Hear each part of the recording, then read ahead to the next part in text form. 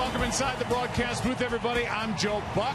Tom Verducci and Harold Reynolds are coming right up. Well, last night went according to plan for the Kansas City Royals. A great start, handed over to the bullpen. Plenty of runs. They won game one against that high-powered Toronto Blue Jays offense. But now today, the guy who's supposed to stop it for the Toronto Blue Jays, Tom, if you're Alex Anthopoulos on July 30th, you pull the trigger on this deal to get David Price into the Blue Jay organization. You trade your top pitching prospect to get him. This is a game that he's got to win. No doubt. Well, think about the resume. Cy Young winner, 20-game winner. There's a jackpot waiting for him at the end of the free agent rainbow. But then you get to that line. Postseason starts. Who does that belong to? That doesn't look like David Price numbers. 6 starts, 6 losses. But when you go back to game 1 of the ALDS, you get a window into why this is happening. It's about fastball command. He threw 42 fastballs in this game, had no swings and misses. Fastball up in the zone or over the plate. He needs to command the fastball on both sides of the plate. If he does that, then his changeup and cutter become more effective. Listen, this game is not just about polishing a resume. It's about getting the Jays back into the series. And I know you like this matchup, Price. I do. Left-handed hitters, he will neutralize them in the Kansas City lineup. Let's go to the other side and talk about the Kansas City right-hander. Don't forget about that guy. No. He's young. He is a fireball pitcher, the right-hander, Yordano Ventura. Excited to see him pitch today. Well, we saw the effect last night of the power of the Royal pitching, how hard they threw the ball and how they used it. Ventura's right there at the top. You talk about top young guns in the baseball, the league. This kid, the second half of the year, what he put together in the 14 starts, 9-1 record, the numbers speak for themselves. But I think the big thing has been how consistent he's been. And now the question will be, how will he attack him? Most people thought, okay, he's got to bust him inside. That's what we all thought the plan would be against Toronto. Well, early in the summer, you see here Donaldson with the home run on a fastball on the inside half. And right here, Bautista got him on a hanging breaking ball. So I think we learned something last night, and even going back and watching Gallardo pitch in the division series. But last night, Volquez did a great job of keeping the ball away, neutralizing their power to the right-handed hitters away from the middle part of the zone. So I think we're going to see Ventura follow that same act, try to keep the ball away. What's it going to be? Kansas City up 2-0, or Toronto out of here with a split going back home? It's game 2 next on FS1.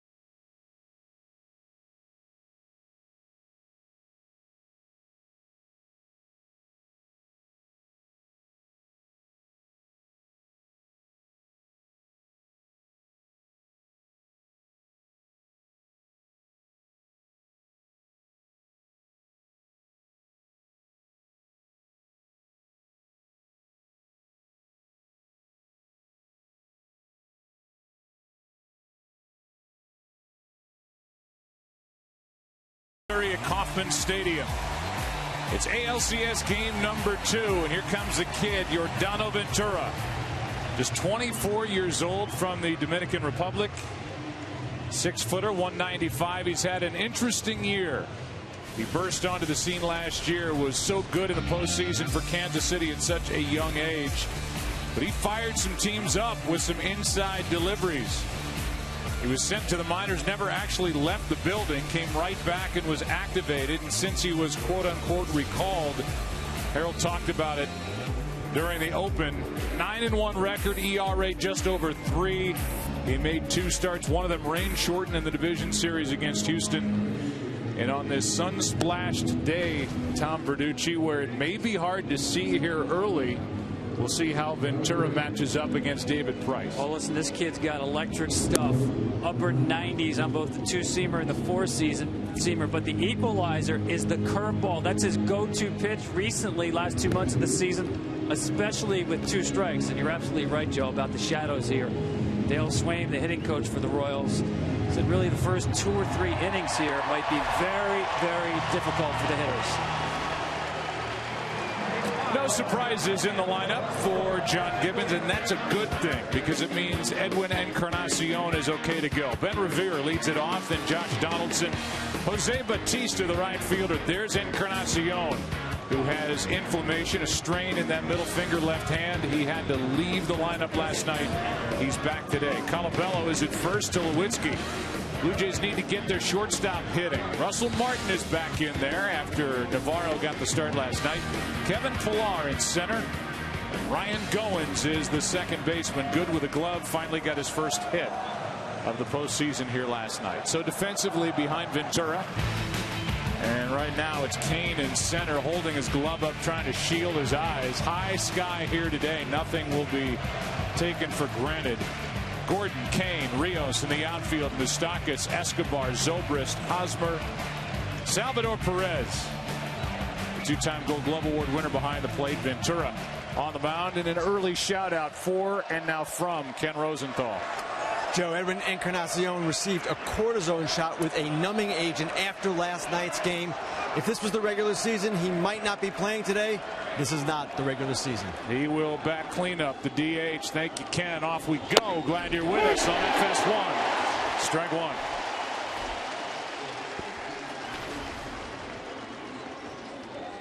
Ben Revere last night went 0 for 4. 7 for 27 this postseason. Little pop to that. 98 from Yordano. Ball 1. It's been such ease seeing how hard these guys are throwing, and that's the deception with him. Nice and easy delivery, and then boom, the ball's on you.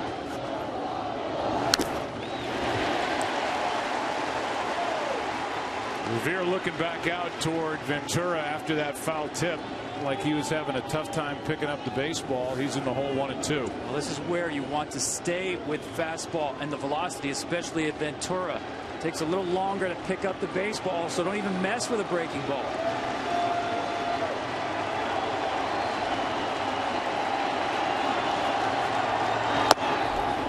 Upstairs 2 and 2. I think he can throw basically anything he wants right now. When the pitcher is in the light and the ball's coming into the dark, if it was the other way around, it's a lot easier. But when he's in the light and it comes to dark, tough to pick up. Defensive swing by Revere. Count still 2 and 2. Now watch the baseball. As you see it's released, you're picking it up fine, and all of a sudden it gets here, it disappears. And so with his velocity, you're guessing it might stay on the same plane. He throws something off speed, it might be impossible to catch up to. Right side, Zobrist. 1 out.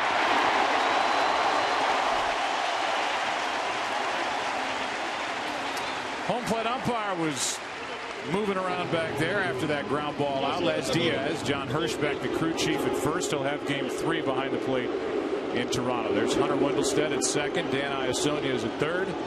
On the right field line, that's Tony Randazzo, had the plate last night. And there's Jeff Nelson in left. John Moore, our director, showing the faces of the men in black. 1 out. Here's Donaldson. Strike 1. For coverage of this game in Spanish, please tune to Fox Deportes.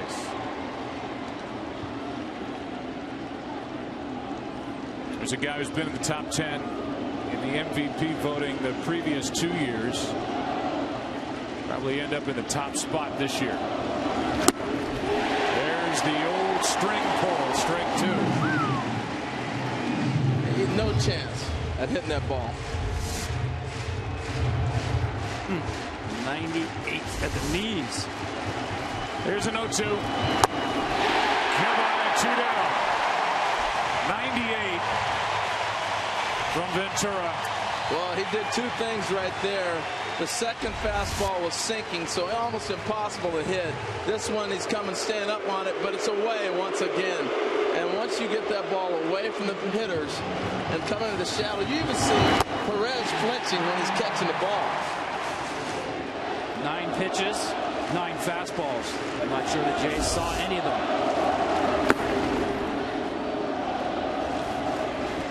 Now Batista, Jose last night 0 for 1 with 3 walks. He's hit 2 home runs this postseason among his 6 hits.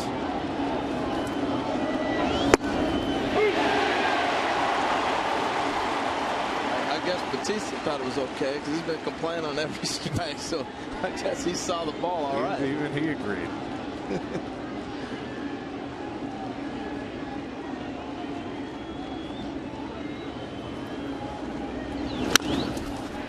Backing up, Moustakas. Off we go, bottom of the first. David Price, it's all on you. No score in game 2.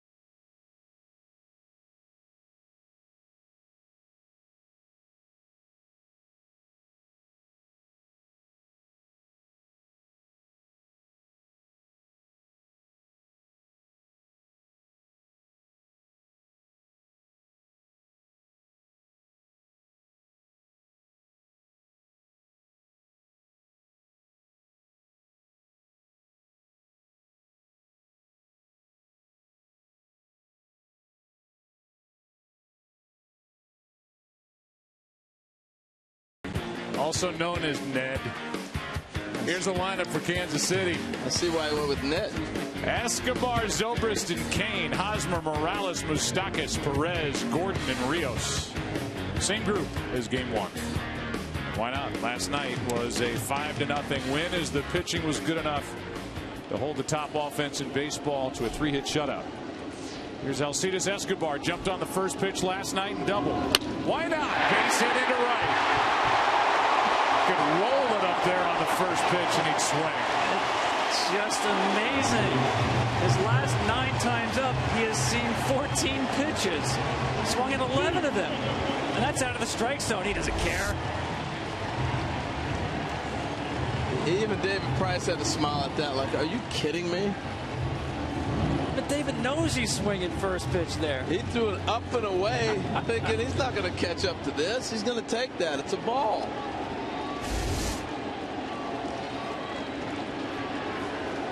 Here's Zobrist.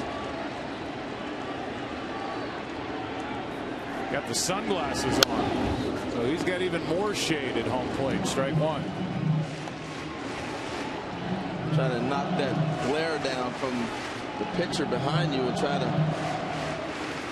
get that on the same plane to being able to see the ball. The regular season was phenomenal, both in Detroit and then with Toronto. Went 9-1. Off the hands, good pitch, strike two.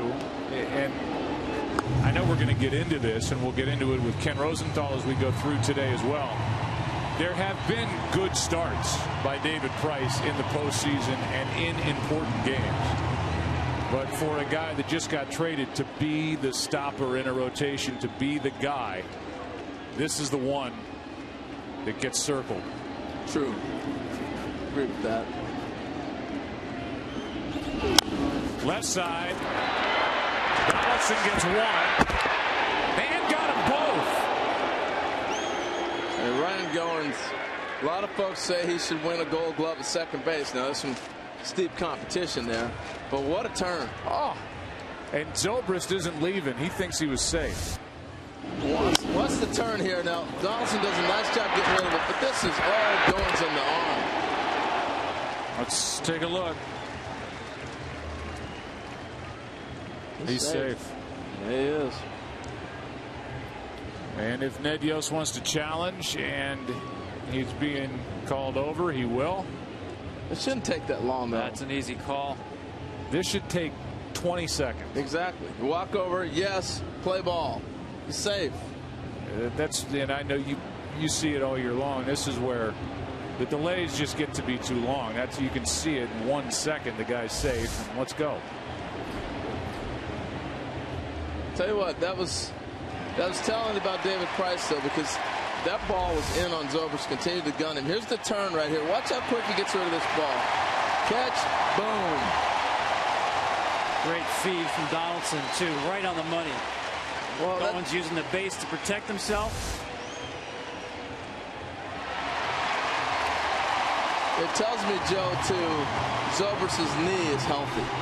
And I asked Ben about that. I said, after your knee surgery, how long did it take you to recover? And he said, I really didn't feel myself till the second half of the season. And you notice in Oakland, he was playing a lot of outfield. So I continued, and I said, did they have you in the outfield because of the knee and having to bend all the time with pitches? And he said, no, they needed another outfielder. But he's healthy, and that was a big sign of it right there. So now Lorenzo Cain 1-on-1 out. And Cain has good numbers against David Price, 4 for 11 with a home run.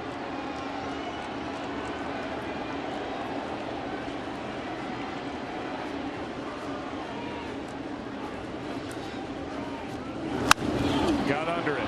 That will not be easy. In left center, it's Pilar. And with this high sky, and maybe Harold, you can explain that. The catch is made, 2 out. Well, you got the angle, and the guy who's not looking directly in the sun, the left fielder at the time it goes up is the one looking into it. That's why Pilar, it was so important for him to come over. He got off to the side of the ball and was able to see it. But the high sky, when you hear people say that, it takes away your depth perception. It means the ball goes up and you don't have clouds, as we see in the background, the stadium, to really give you that depth perception. So when it's just clear blue sky, it's tough to see and gauge how high that ball is and when it's coming down. So now 1 on, 2 out. And a strike hits the outside corner to Hosmer. And Price has handled lefties in the lineup pretty well. Hosmer, Moustakas, Gordon. Just 7 for 36 lifetime against David Price.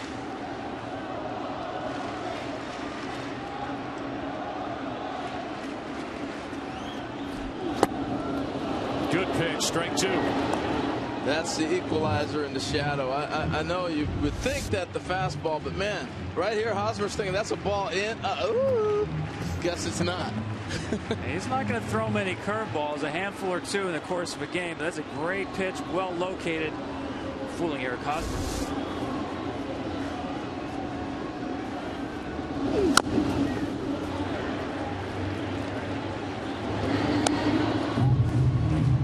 Moustakas made that play at the corner of the dugout. The count still 0-2 on Hosmer. Went 1 for 4 last night with an RBI. Switch hitting Morales on deck, then Moustakas. And a lefty lurking down at the 8th spot, Alex Gordon. That ball he hit last night, I was asking about it. He said he thought it hit off the back wall and bounced back onto the field. I said, no, big boy. It did. He almost rode one out of here. Another 0-2. 95 from David Price, who is a former 20-game winner and a Cy Young Award winner in 2012. First round, first overall. Picked by Tampa Bay in 2007, up in 2008. Started in the bullpen for a team that got to the World Series. Lost to the Phillies. Here's a 1-2 pitch. That gets away. Martin will have to finish it. And he does. Second inning rolls in, game 2. We'll see some good pitching here early. Blue Jays and Royals, no score.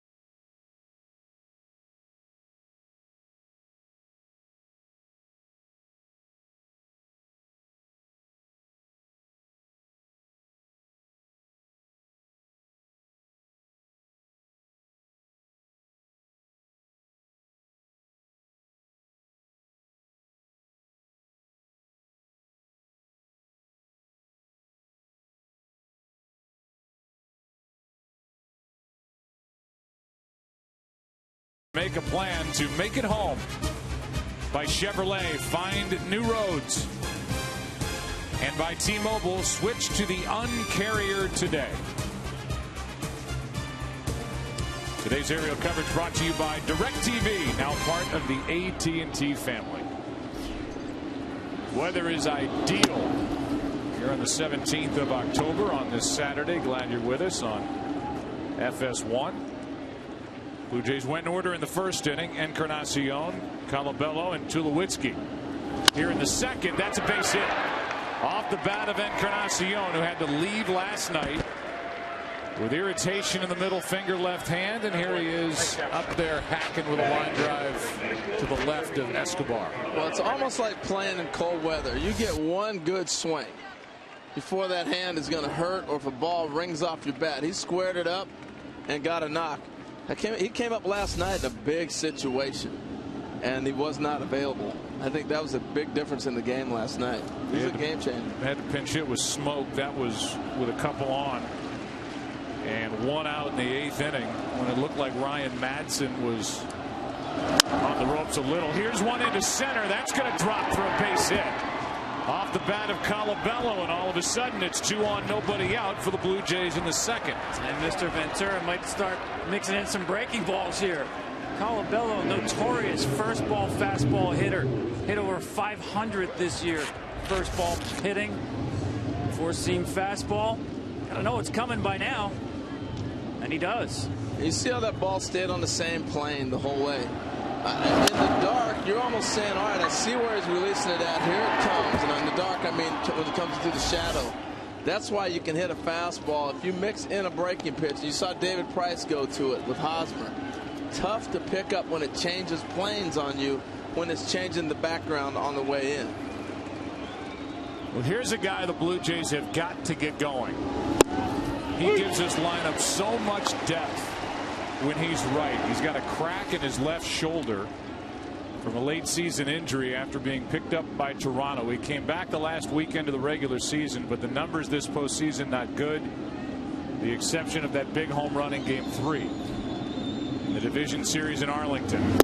That is strength number 2 as he can't hold up. It's 0-2. That's a good breaking ball right there. But Joe, you're right. They got to get Tulo going. Last night he had another opportunity where he wasn't able to come through. But there's that breaking pitch moving into shadows. He's in a tough spot right now.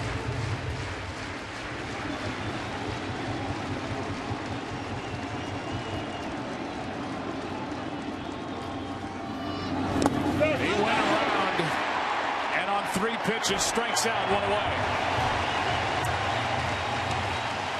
It's a helpless feeling. Watch this breaking ball, and I love to watch the light. It goes from light to dark, and once that hits that dark, you can't see the tilt. Done.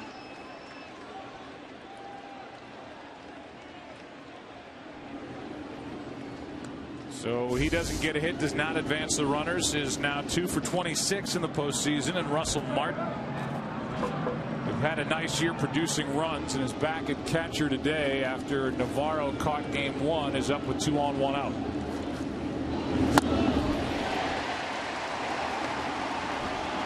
Knocked in 77, is 3 for 15 so far this postseason.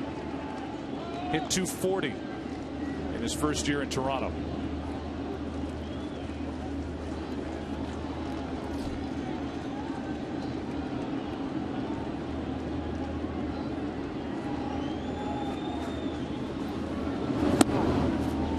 That's ball 1.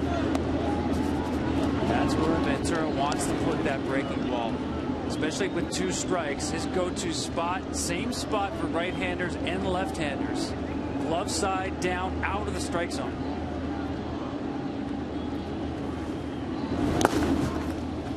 Two and 1. Russell Martin playing in his 45th career postseason game, which is the most ever for a Canadian-born player. From East York, Ontario. Trying to excite an entire country with a hit. Takes time too. Well, that was just dirty right there. That's a tough pitch to hit. You get 2 breaking balls, you lay off, and then he comes back and paints one on the outside half. You can't do anything with that.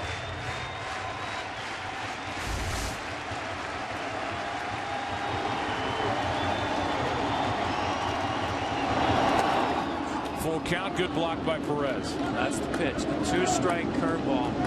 Interesting to see if he wants to double up on it. He wants to get the chase swing right here. Yeah, I didn't like the pitch call. You're throwing in the shadows. He's throwing 97. You just paint one on the black 98. And now 3-2 if I'm Russell Martin. I'm not even thinking about a breaking ball.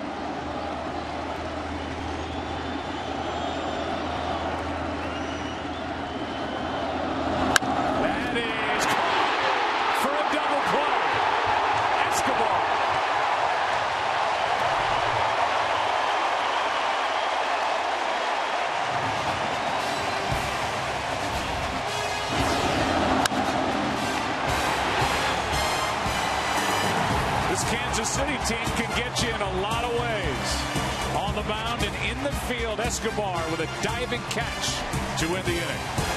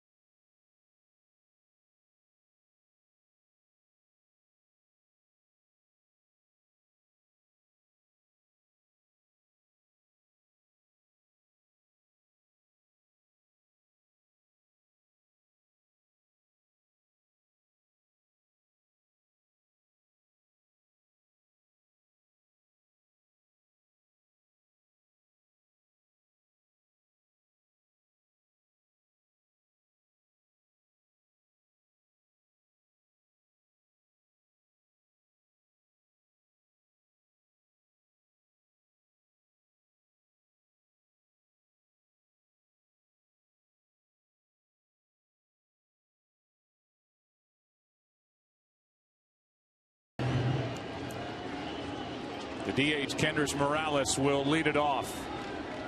Morales, then Moustakas, then Perez against David Price. Blue Jays still haven't had a man reach third base in this series. It's only been 1+ game. But Encarnacion was headed there until Escobar made the diving catch on the line drive to end the top of this second. Russell Martin hit it hard. David Price just threw it hard. 0-2. Full extension right here. I swear, when the Royals play defense, the soundtrack ought to be Sweet Georgia Brown. They do everything but the confetti in the bucket trick when they play D. For all you kids out there, that's a Harlem Globetrotters reference. Globies are still around. Come on. I know. It's not Metal Arts Globetrotters, though. Not your grandfather's Globetrotters. Early Neal passed away this year. Did not think we would get there today. Yeah. Here's a 1-2 to Morales. Fouls it away.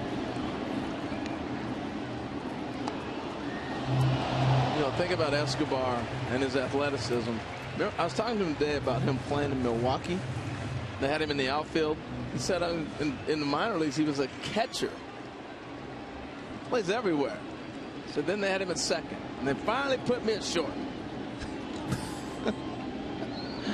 That seems to have been the right call. Here's a 1-2. A strikeout. That's the second in a row for Price, in the first out here in the second. Official caps, hoodies, jackets, and more. Celebrate with your favorite team at the MLB.com shop. Tom, how's David Price looking? I'll tell you what, if you are a Jays fan, that last pitch would have to encourage you. The fastball command. This is a guy facing the toughest team to strike out during this season. 52 pitches with 2 strikes. Got the 3rd strike only 4 of those times. Got 2 punch-outs already. I mean, it is worth highlighting something we didn't talk about last night as you look at that last pitch to get Morales. But this is a Royals team that for the 4th consecutive year struck out the fewest times of any team in the big leagues. They put the bat on the ball. This time Moustakas does it and grounds out to Goins at second, 2 out. Here comes Salvador Perez. Good thing he can answer the bell for Kansas City.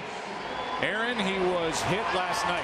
Yeah, we saw him just get whacked by Josh Donaldson's bat, and he told us in a post-game interview, I'm fine, I just got to go get some pictures taken. Well, those x-rays came back negative. I mean, he has been through it in the ALDS, and of course, last night. Tom, you mentioned he had the best answer. I said, how are you producing and holding up at the same time? And he's like, I just love baseball. I love playing. And it shows, and it has shown in October this year, and it certainly did last year. He's now hit 4 home runs in his postseason career. And this season, as Perez waits, the one he hit last night was his 3rd of this October. 1 ball, 1 strike. Well, Eric's right about that. I mean, listening to him last night or any day, he sounds like a 12-year-old kid. Wouldn't be surprised if he went for an ice cream cone after the game last night. Just you can't play as much as he does without loving the game as much as he does. Strike 2 and not much of a chance with that hack. No, David Price has got it going right now. You know, the other thing with a team that doesn't strike out much, David Price can play the contact game too. And so you talk about it economically with the pitch count as well. Got it all working. The cutter we've seen now, doing the changeup once, fastballs, electric. Play the contact game, and this is a better defensive club up the middle for the Jays. Tulowitzki, Goins, and Pilar. That's in the dirt. 2-2. Plus, it's a big yard, you know. So David Price kind of plays into this park a little bit better than maybe up in Toronto where the ball flies a little bit. I think we'll continue to see some funky swings when we have these inconsistent lighting conditions. Even when the shadow goes over the mound, you will still have a bright batter's eye for the background.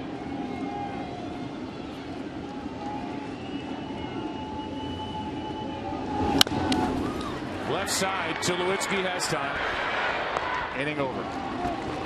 These Kansas City fans pack into Kauffman Stadium, and they've had fun since the postseason began. They had fun last night. Will they have more today after 2 in Game 2, no score?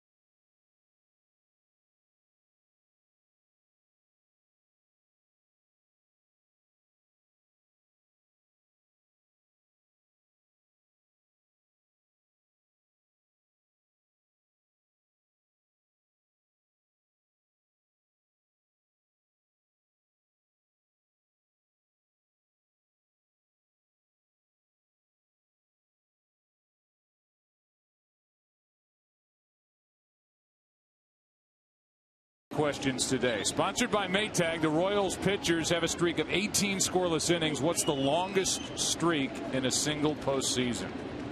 They've gone 18 straight scoreless on the mound. What's the longest streak in a single postseason? Here's the other trivia question. Which longtime member of the Harlem Globetrotters did Harold Reynolds in the last half inning say passed away, but who is actually alive and well? Here's a fly ball into right field. This ball is down and past Rios. Into second base is Pilar to start the inning with a double. They had 2 base runners in the second. A line drive double play ended the threat. And now the first extra base hit of the day belongs to Kevin Pilar. Well, he's been one of their hotter hitters. Watch this ball slice away from Rios, and this is the speed of this outfield. Most outfielders are not going to get to this ball on the backup, but Lorenzo Cain cuts this off and holds him to a double. I thought for sure it was going to be 3 once that hit the ground. A little surprised he didn't drop down to the ground to try to get that. Perhaps the sun caused him to get a late break on it. And this is fair. Down the left field line, and the Blue Jays are on the board. Back-to-back doubles. Toronto up 1-0 here in the 3rd inning. The bottom of the order getting it done. Well, last night, 3rd inning, Ryan Goins bunted with a runner on first. Moustakas playing in. Not the bunt this time.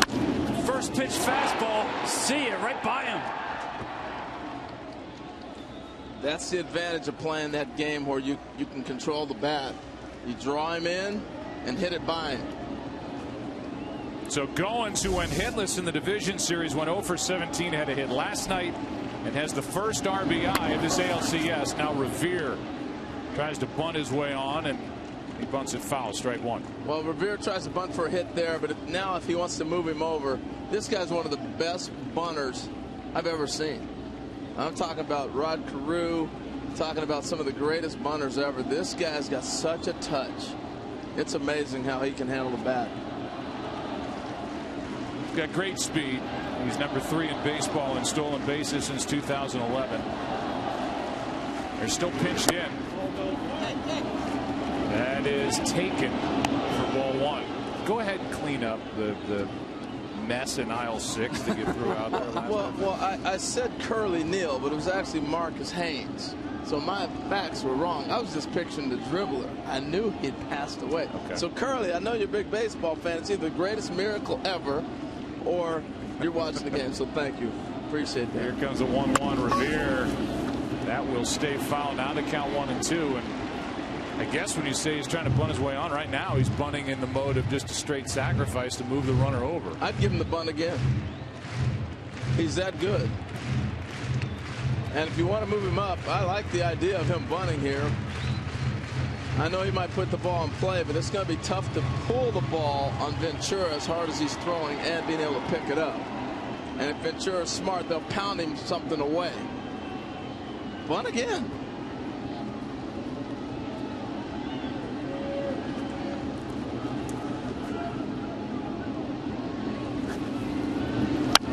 Oh, dangerous foul ball into the seats over the Toronto dugout. It's one of those where you just don't want to look down there. Boy. Actually, hit a chair. But that was what I was talking about. He's not going to be able to get around on this guy. Well, you know, he really is their best contact hitter, ground ball hitter. Should be able to put the ball in play somewhere on the ground.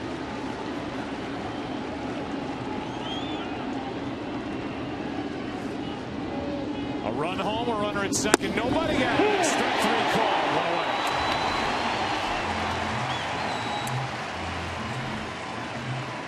Looks like the comeback two-seamer here. Saw Olquez do it last night to Revere. And there's the encore. The hips go out, the ball comes back. Great execution by Ventura. Watch the run on this pitch come back. Can't throw that one any better. Goins at second with 1 out now for Donaldson. Ball 1 up. Josh struck out his first time. This is a guy who this season when the Blue Jays who put up 93 regular season wins. It was Donaldson right in the middle of seemingly everything. And in the 95 victories that he was a part of the lineup, he hit 374. In the losses, 69 of them when he was in there, he hit 176. At number 2 spot. Such a valuable part, especially in front of Bautista. Strike 2. Hey, you know what? I saw something with Perez. You know, we talk about framing all the time, but we always think about the catcher, the web of the glove. He'll catch the outside pitch with the big part, but look at how big the web is when he catches it upside down. The top part of that glove is what the umpire's seeing and calling a lot of times. That's what's stealing a strike. One of the best at it.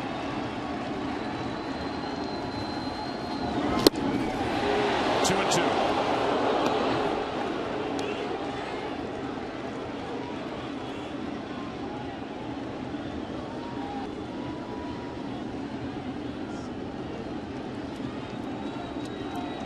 Proving his hand is okay after Donaldson followed through last night, catching Ventura today.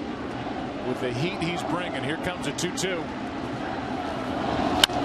Left side, Goins goes to third. Escobar gets out number 2.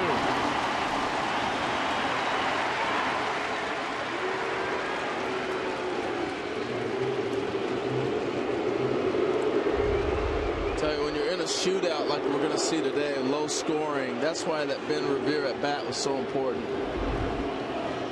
To move that runner up. Yeah, I mean, in hindsight, you might have been onto something with just put the bunt on, leave it on with 2 strikes.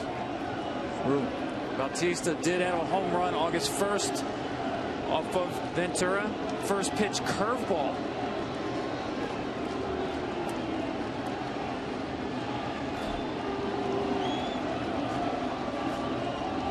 Runner at third, 2 out, ball 1. Talk about a team that put up runs, and we've hit it hard already in 1+ games. Over 800 on the season, and the 2-3 spots in this order, Donaldson and Bautista. 230 of those runs during the regular season. Got under it. Right center. Kane.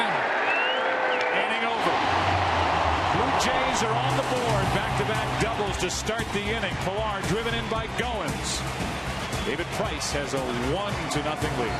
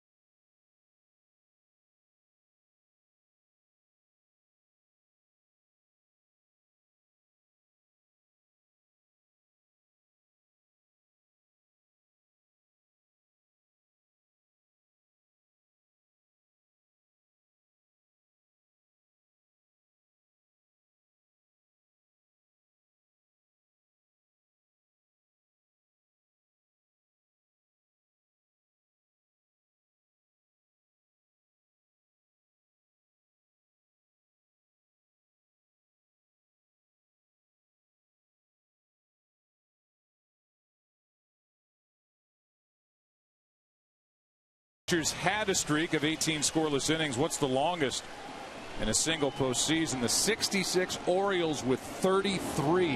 Wow. Here's Gordon, first pitch swinging, popped up left side. Tulowitzki with a better angle on it. 1 out.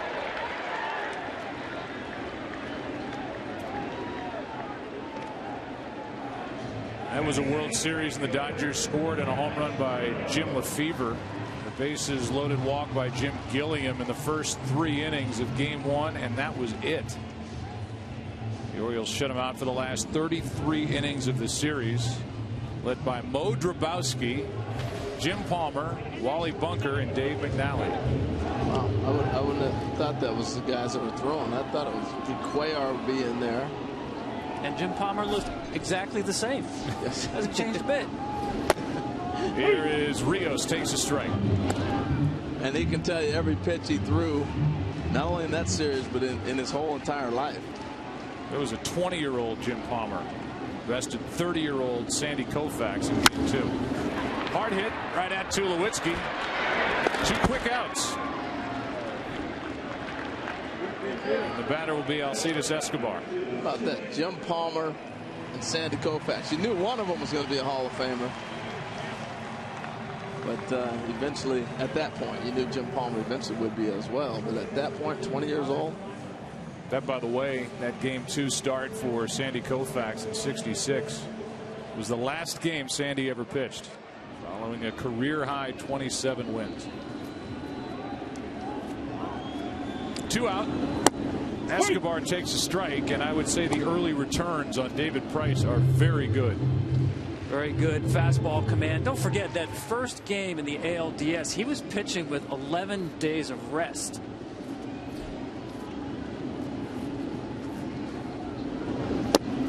I think it's a great point, Tom. 11 days rest, and then the other game, they had him up 7th and 8th inning, and you know he's been thrown off schedule. This is the first real consistent. Get my 5 days, my routine. I know when I'm throwing. Let's go get them.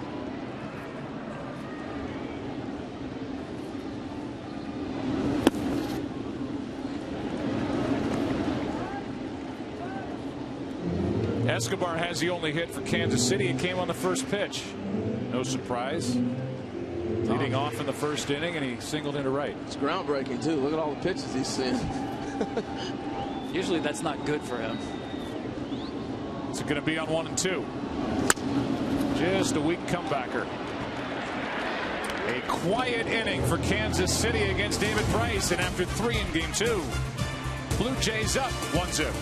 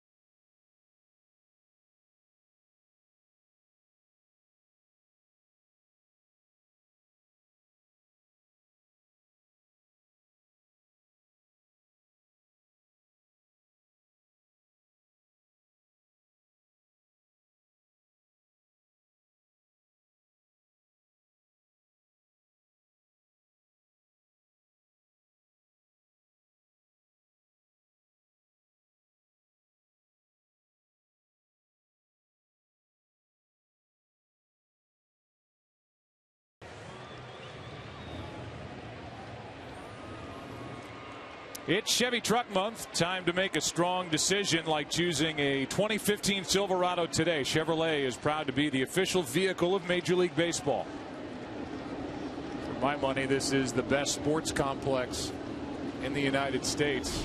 Arrowhead right next door. How about that riding fastball from Ventura? And then Kauffman Stadium right here. Two facilities where you walk in. Ground level is midway up in each stadium. So they're dug out. They know how to tailgate. They know how to make noise. We will run into a wall of noise on Monday night in Toronto. It's going to be loud up there too. Now, is there a tunnel that takes you between the two? I think there is. Yeah, I think so.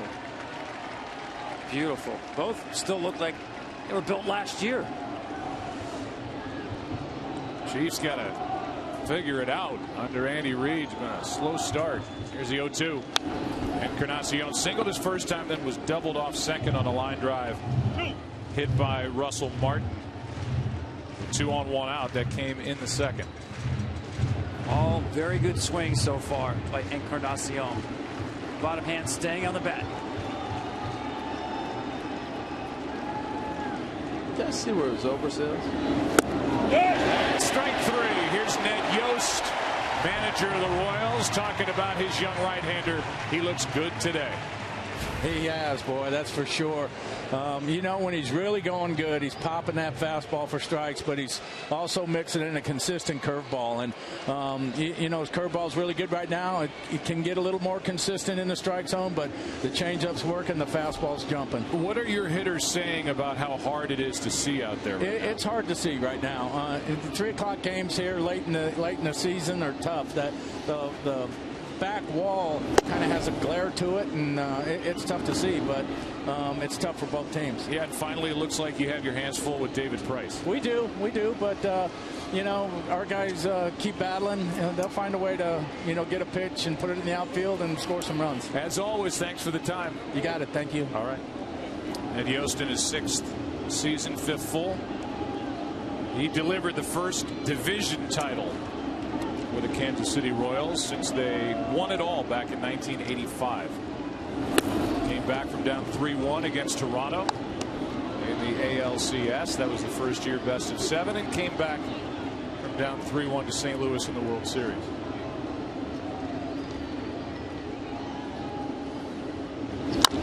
Left side backing up Moustakas.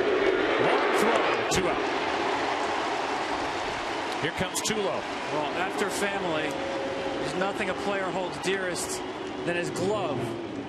And the glove for Troy Tulowitzki has been way past its expiration date, but he does not want to give it up. Look, just securing a routine ground ball is becoming difficult because of this glove. It's at least 8 years old. It's incredibly floppy. It's got 3 or 4 rips in the middle of it. I mean, it's like playing shortstop with a buttermilk pancake. You're right. I mean, a glove is a precious thing, but I've seen guys with flat gloves. If you take a piece of paper right now, flat piece of paper, put it in your hand, and you go, okay, what now? That's what Alan Trammell's glove looked like. It was that flat. It's just personal preference. It's preference, but I'm telling you, there have been several times now where the floppiness of that glove makes it difficult to close on the baseball. That glove started out 11.5 inches, and it's a little more than 12 inches now because it's so stretched out. He told me before this series started, I think I have 2 more weeks left in it. Blue Jays hoping he gets to test that. Here's one into left. Tulowitzki on with 2 out. So basically, I sense, and I'm with Tom, that it could be, while it's a comfort for Tulowitzki, also a liability. And Harold, you think it's no big deal? I don't think it's a big deal. I think if you don't have that comfort, he would have got rid of it by now. Look, at the beginning of the year, you're given 2, 3 gloves, and when you get to his status, you can get any glove you want anytime. So you always have a backup glove that you use during batting breaks. You probably use it more than your gamer. But your gamer, that's your confident glove. That's it. I wouldn't want to make an error with my backup glove. I'd rather have one that's ripped up that I think I only got 1 week left and play with that. That last play, Escobar said, I don't even need a glove to try to make a play. that was pretty cool. I liked his reaction there. Went back and tried to go left with the glove and then went barehanded to try to catch it like a pass.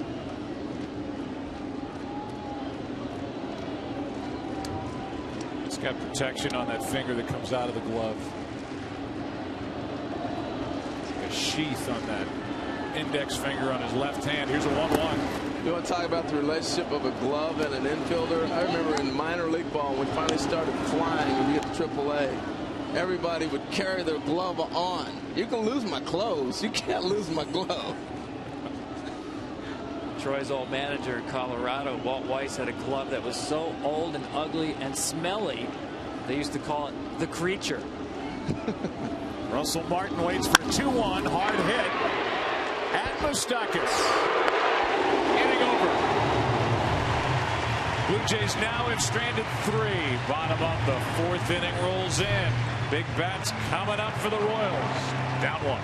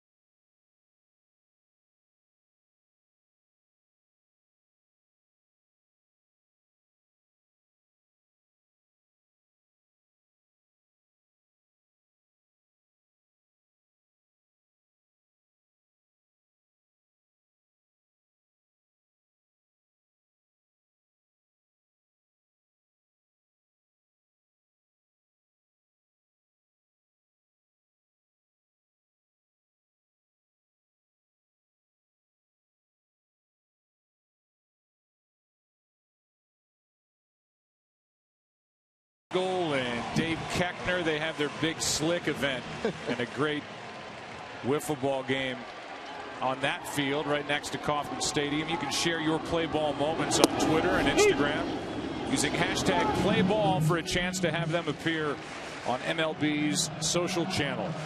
Like Paul Rudd must have hopped into his Ant-Man outfit to play on that field. First pitch is strike to Zobrist with Lorenzo Cain and Eric Hosmer to follow 1-0 Toronto here in the 4th inning. Had a chance to visit with John Gibbons, manager with the Blue Jays, and we'll get that to you after Zobrist does something. Second time through, Tom Verducci. He had a nice piece in Sports Illustrated on the travels and the travails of John Gibbons, and he's about as comfortable as a manager can be in October. And I think it shows in the way his team plays, Joe. I mean, they play loose. He likes that. His players like that. No question, this guy takes nothing for granted. Salt of the earth type of guy. 53-year-old former first-round pick by the Mets. It's named first round where the Mets got Strawberry. That's inside. Ball one on Zobrist. You know, he was managed here before, got fired. Coached here in Kansas City, back to Double-A to manage. General manager Alex Anthopoulos called him up. The job became available again. He didn't even think it was about managing. That's on the outside corner. Zobrist doesn't think so. John Gibbons will be happy with that call, and he's also happy with the way David Price has started this game. Yeah, he's strong, and he's hitting the spots. You know, he's got a little bit of breaking ball that he's throwing over to, and yeah, he looks good. He really does, and that's big for us. Yeah, how are your guys able to see Yordano Ventura? It looks like both sides are feeling for it right now with his son out in center field. Yeah, you know, there's really tough shadows right now, and you got two power arms, and that makes it doubly tough. But you got to battle through it. There's really nothing you can do about it. They weren't going to change the game time. So, you know, we're stringing some hits together. We're putting some up there. You know, we had a chance. You know, we took the lead. We had a chance maybe to add one more there. It didn't happen, but we're feeling pretty good right now. It's more like us. We need hits, and we need to score runs to win. And if you can get this one and go home 1-1, boy, what a lift that would be. Yeah, Joe, we'd be very happy with that at this point. Thank you, sir. Okay, guys. All right. Well, Troy Tulowitzki in that beat-up old tattered glove just made a play to the left, and Harold saying, "See, I told you, no problem." I call it unreliable. I mean, he's going to make the plays. There's little things that happen. You want that ball coming out a certain way out of your glove. He's a guy that likes to move and attack all the time. He probably has a great rhythm of pulling it out. It's ugly. And it probably smells, too. It's just the opposite of Ozzie Smith. Ozzie Smith used to like the glove right out of the wrapper. Liked it firm, hard. It's one of the best hands in the world. That is the complete opposite of firm and hard. 2 out, nobody on. Batter is Hosmer. By the way, Eric Stonestreet, now that I've named all those guys with a big slick, which is a children's hospital charity here in Kansas City, he's another Kansas Cityan who's involved. And I don't want to leave him out because if we run into him, then I'm going to hear about it. Here's a foul tip. And a 1-2 count on Hosmer, who struck out his first time. Well, at least you're cleaning up people that are living still, so that's good. That last report, Eric is fine. Base is empty. Ball's coming out of the hand. David Price really well.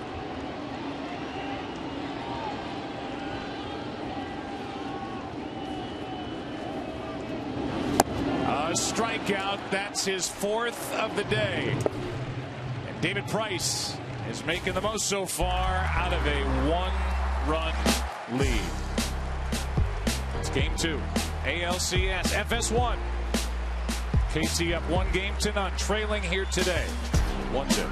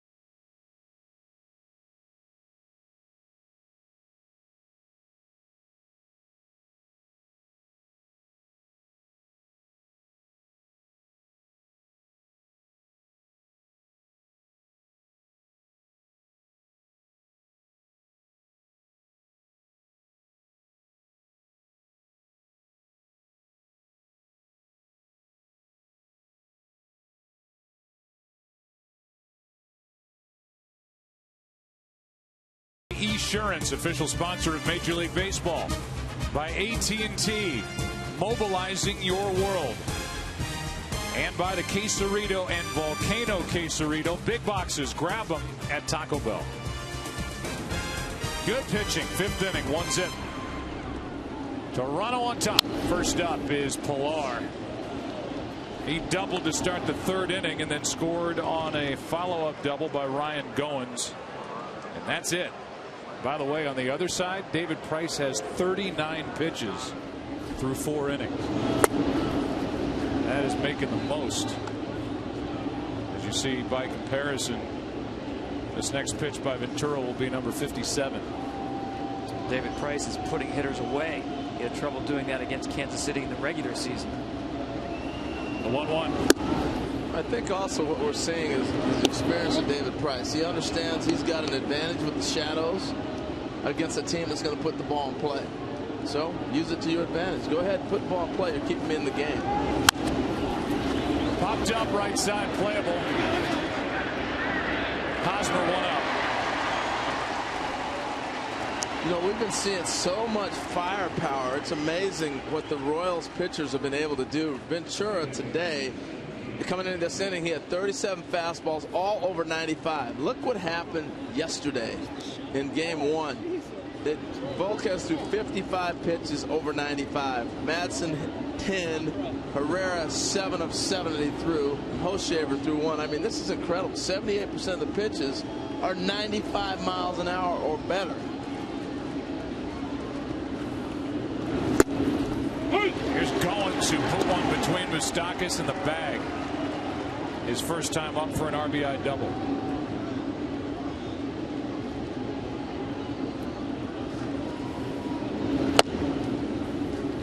1 ball, 1 strike. And Harold, that was so impressive to me last night with Volquez beating this team with so many fastballs, because this is by far, statistically, the best fastball hitting team in the big leagues.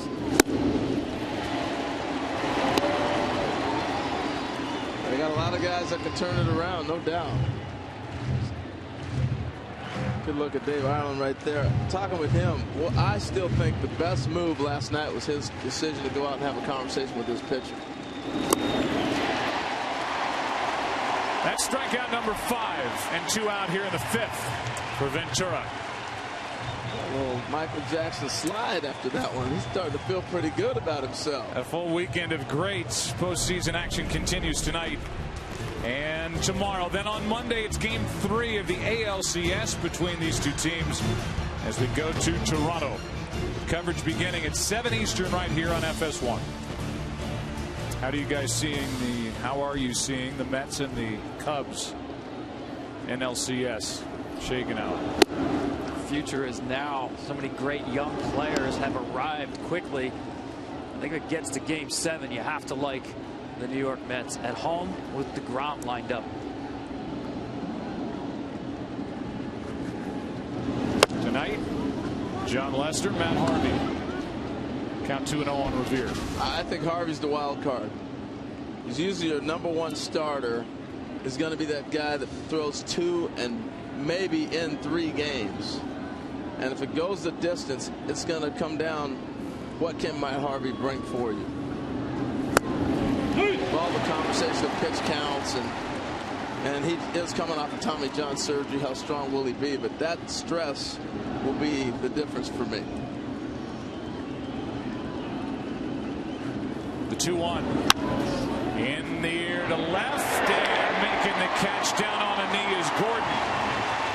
And it's a quick and easy 5th for your Dono Ventura, the 24-year-old, looking good. Halfway through it, game 2, 1-0. Blue Jays on top.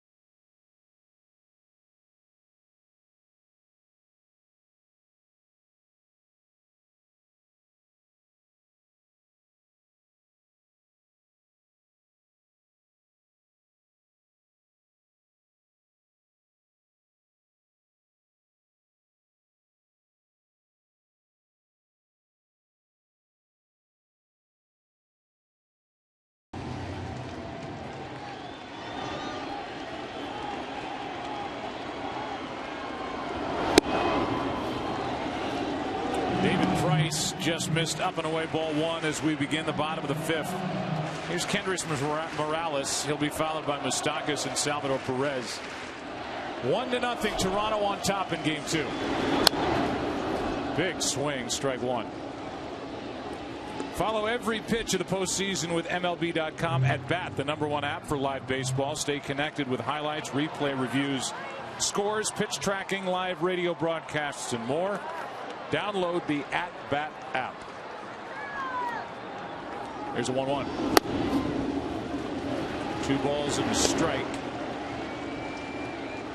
Again, just 42 pitches to this point for David Price, who has struck out 4, walked nobody. The only hit on the first pitch he threw to Escobar in the first.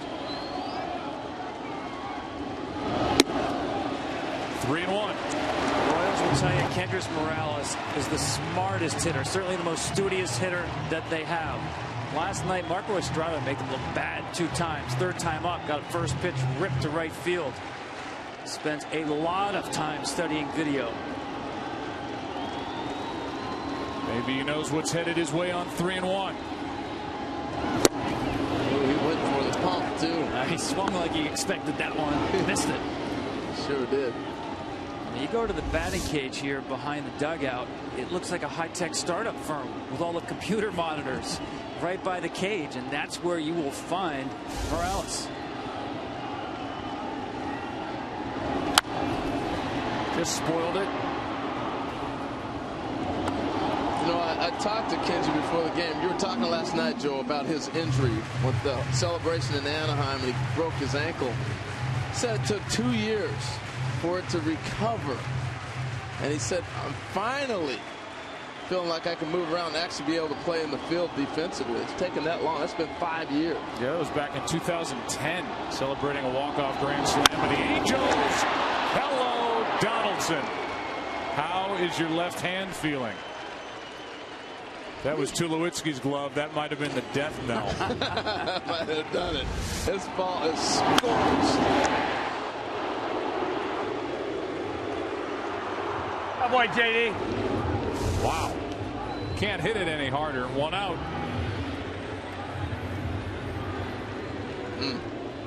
Ken Rosenthal is with us, and we'll get to Kenny after this first pitch to Moustakas, who grounded out. His first time up. Good job by Price to battle back from a 3-1 count. It hasn't all been bad, Kenny, for David Price when you hear the numbers 0-6 as a starter. There have been some good ones and some big games for him as well. There have been, Joe, and 3 of those 6 career postseason starts were quality starts, including last year for the Tigers against the Orioles. 8 innings, 2 runs, a game the Tigers lost 2-1. He also has pitched well in some late season games that weren't technically part of the postseason. Think back to last year. Game 162, the AL Central clincher for the Tigers. The year before, Game 163, the tiebreaker for the Rays. He threw a complete game that day. Guys, we've seen it time and time again. Give a great player enough opportunities in the postseason, and they'll eventually figure it out. Well, he's figured something out here today. His stuff has been, I want to say electric, but it's pretty close. I mean, it's hard when you see what Ventura, how he's just had the ball exploding out of his hand, but Price has been dialed in for sure. Behind on the count here again, second straight hitter. Here's a 2-1. I think we're also starting to see the effect of the shadows. Remember earlier I was talking about when the pitcher's in the light and the hitter's in the dark, it's tough to see. Now you have a little darkness behind the pitcher. They've had better swings at David Price, being able to pick it up a little bit. You remember Ned Yost said that background there, as you can see, it glistens. The light shining on the batter's eye in center field. That's in the air to center. Breaking in and now back is Pilar, able to recover 2 out. StatCast is powered by Amazon Web Services. That line drive. Let's go back to the line drive by Morales.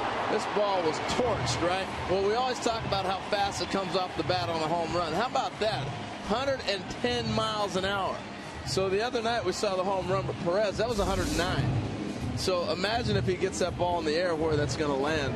But that's what you're contending with when you're in the infield with those line drives at you. There's Salvador Perez, grounded out his first time, homered last night. Pops out.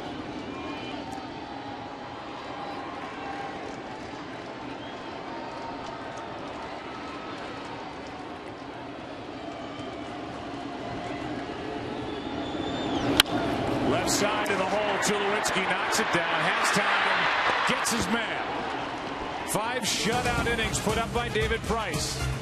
And here in game 2 into the 6th inning, Toronto will bat. Big bats coming up, leading by 1.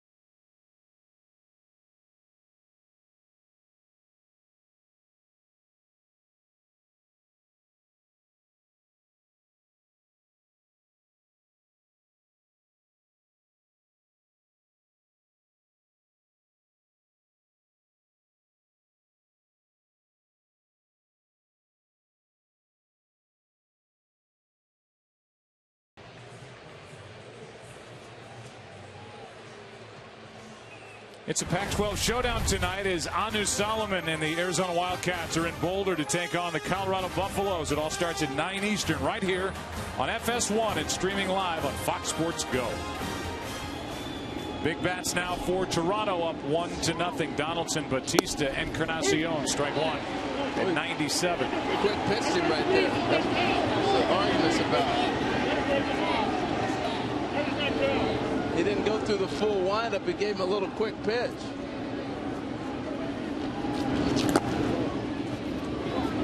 One ball, one strike. They usually go to the side. Here's that first pitch down a little bit to Donaldson, but also he quick pitched him. Did go to that little side windup and deliver all the way through. Boom, just jumped it on him. Las Diaz been very consistent calling those pitches strikes just off the outside edge.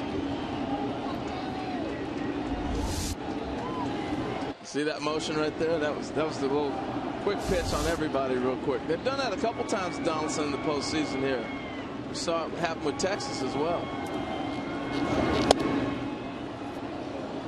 Breaking ball stays inside. The count 2-1. It's Donaldson now, then Batista, then Encarnacion. If anybody gets on, Colabello.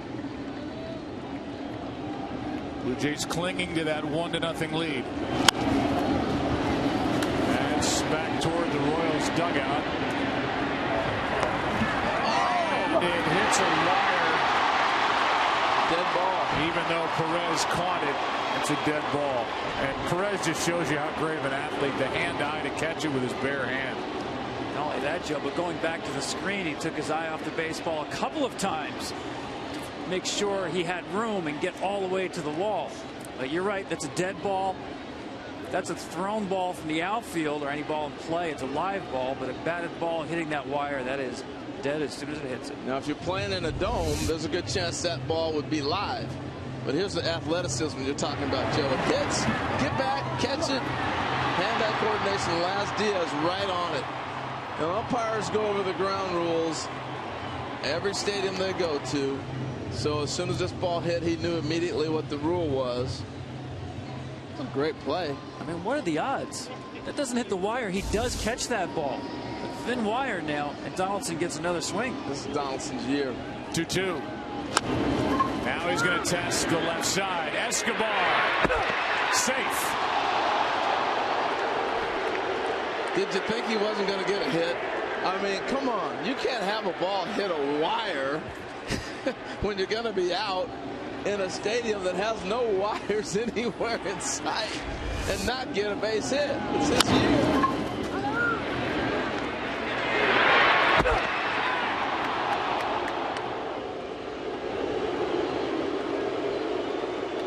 Good call. First base umpire, John Hirschbeck. I'm still laughing. That's close. Real close. So the leadoff man is on. Infield hit. The batter is Bautista. And a ball outside. Big break for the Jays. Look, that's a foul ball out.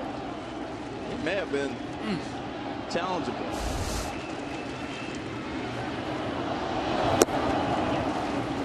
Well, they talk about the ball getting into the back of the mitt. Part one. Part two, the old tie goes to the runner. That's about as close to a tie as you're going to see. I thought it was a good call. I agree with you. Bautista's 0 for 2. Hit 40 during the regular season. And he was looking for another. He's hit 2 this postseason. 2-1. That was a good changeup. That was a good call on that pitch 2-0. You can see, though, how the Blue Jays know how to hit home runs. When they get in counts where it's time to take the pump, they do it. Just outside, 3-1. You start to see the ball a little bit better, too. Even we're seeing it better from up here. Bautista looking for anything middle in right here.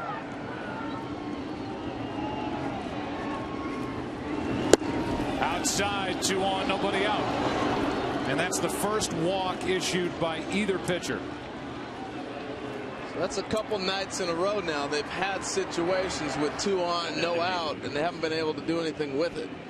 Encarnacion's healthy playing tonight.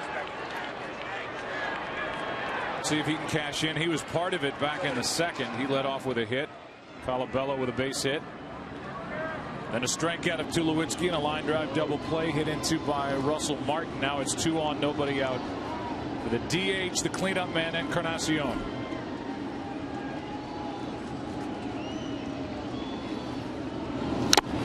There's a hand flying off the bat again. You see that? Bottom hand. And that's the left hand that's been injured as he takes this swing. Watch this here. Remember, he's got that injury, and you don't see guys let go with the left hand because that's the pull hand. That's your strong hand you're going to pull that bat through on. That foul tip also caught a lot of Salvador Perez. So Laz Diaz, the home plate umpire, bought a little time for the Kansas City catcher and went out and personally delivered a new baseball to Ventura.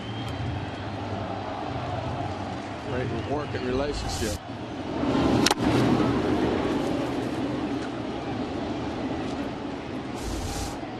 That's having a feel for the game. Hats off to Laz Diaz right there. 2 on, nobody out. The 0-1. Strike 2.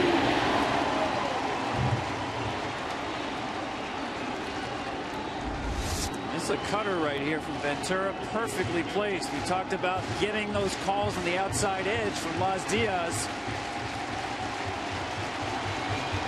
One more.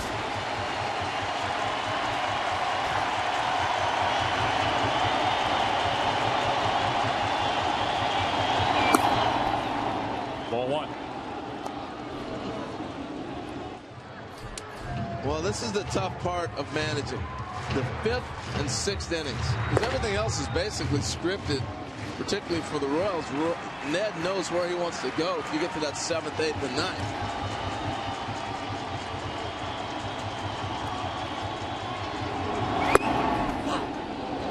Two and two. 39 home runs this year for Encarnacion. Blossomed in a Toronto uniform, started with Cincinnati. A career high 42 home runs in 2012.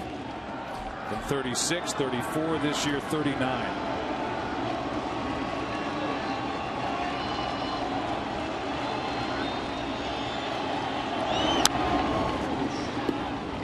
Kind of guiding the bat through. You don't see that whip and that force from Encarnacion right there, and he's flexing that hand every swing.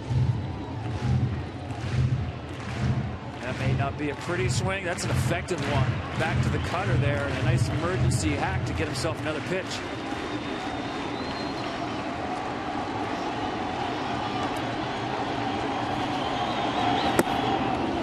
From 0-2 to 3-2. Fire.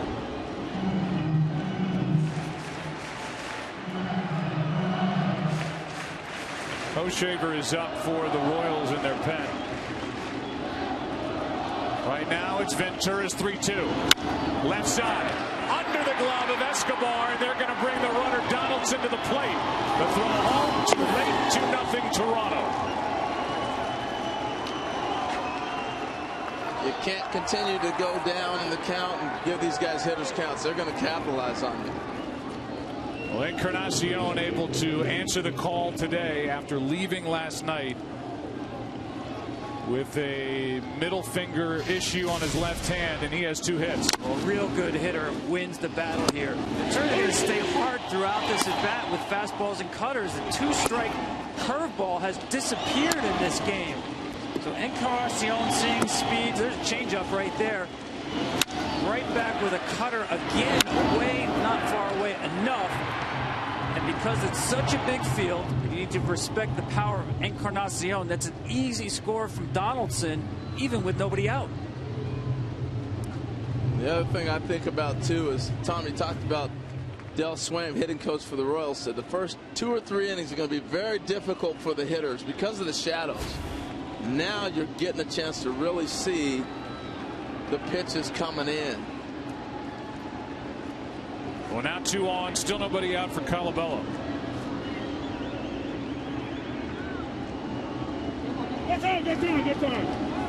Ken Rosenthal, this is something that Encarnacion's been dealing with here in the second half.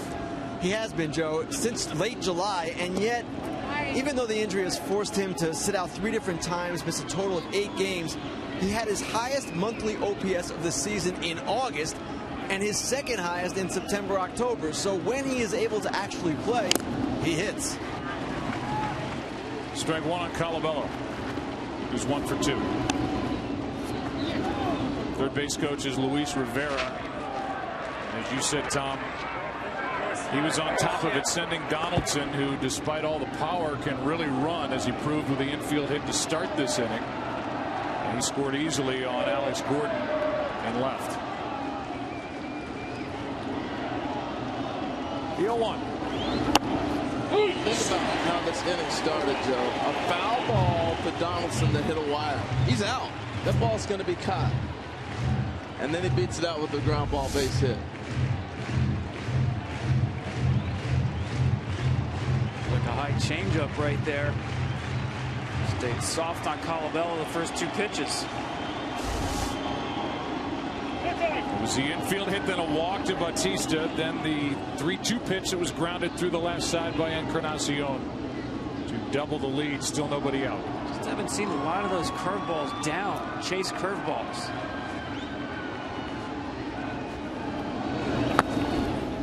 Ball 1. And it almost looked like they changed the script. Uh-oh, they can see the ball a little bit better now. And they panicked on themselves. He had a great game going, dominating hitters. The stuff is still there. 97 is 97. Well, think about last night. Edinson Volquez rolled through 5 in the 6th inning. Looked like he started to waver a little bit and pulled it back together. Run is scored here as we look at the Geico in-game box score for the Blue Jays. RBIs for Encarnacion and Goins. Ventura trying to pull it back together. Here comes a 1-2 to Colabello.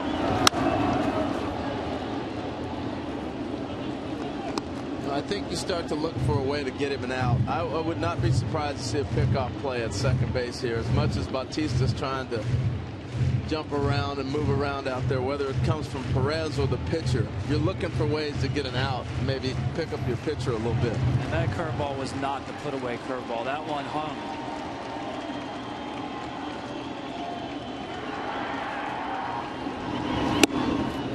The only mitigating factor if they go that way is the second baseman Zobrist coming to the bag would be looking right into the sun as he's trying to pick up the pickoff throw from Ventura. And that does factor in. You know, remember in Colorado, the sun would always sit in the pitcher's eye, in the first baseman's eye, and there's some stadiums like that. So as a base runner, you take the advantage of that and get a bigger lead. Struck him out, one away.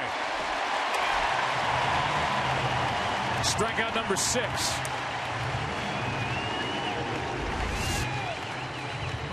Curveball, not in the dirt, but enough break to it. And again, the chase curveball outside of the zone. All year long with 2 strikes, allowed only 13 hits on that curveball. He's got the feel for it again. Tulowitzki blooped a hit into left his last time, 1 for 2. 1 for 6 against the Royals in this ALCS. On the 29th, the Blue Jays and Alex Anthopoulos, their GM, picked up this man, Tulowitzki. On the 30th, David Price. On the 31st, Ben Revere. What a flourish. Here's one into right. Slicing away from Rios. Won't get it. 1 run at least will score. That's Bautista. They're going to hold Encarnacion at third, and it's 3-0 Toronto in the 6th. Yeah, Encarnacion thought that ball might get caught, so he froze. Bautista was up on the crack of the bat. Rios got those long strides. You'll see Encarnacion at first. He starts to run. Now he freezes, and that's why he's not going to get there. That was awful close. But what a piece of hitting by Tulo. Take that ball the other way. Ball off a wire that should have been an out. Now a line drive just off the edge of the glove. Past it. And Alex Rios. Nice job by Tulowitzki. First ball hitting on the ball away, taking it away. Now second and third, 1 out, infield in, and Russell Martin. Strike 1. See the good swings they're having, Joe? They're letting it fly now. Feeling comfortable. We heard from John Gibbons, their manager, that they look a little bit more like themselves here in game 2, and they've looked more like themselves here the last 2 innings than over the first 4.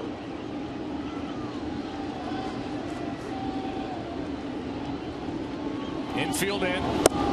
Strike 2. I know it hasn't been said this is a must-win for Toronto, but it's tough to go down 0-2 back-to-back series and think you're going to pull off the miracle and win it. It's hard to do. And if that were to happen here today, it would happen with David Price getting the start. That's the other factor. Yes. But Price has been terrific and now has a 3-0 lead, a chance for more. The 0-2. Ball 1. This is the MO of this Toronto offense to me. They score runs in bunches. It doesn't matter where they are in the lineup. It just keeps rolling once it gets started.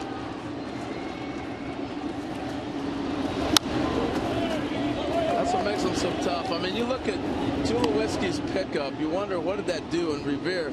You gave a leadoff guy in Revere, and you gave Tulo a guy now where he's hitting 6th in the lineup. He's hitting 4 in most other big league lineups. So you back him up by Russell Martin. That's a middle of most people's lineups. They die to have those 2 in the middle. They're hitting down towards the bottom part of their lineup. 2-2. Perez a little staggered after hauling in that pitch that was well outside and down.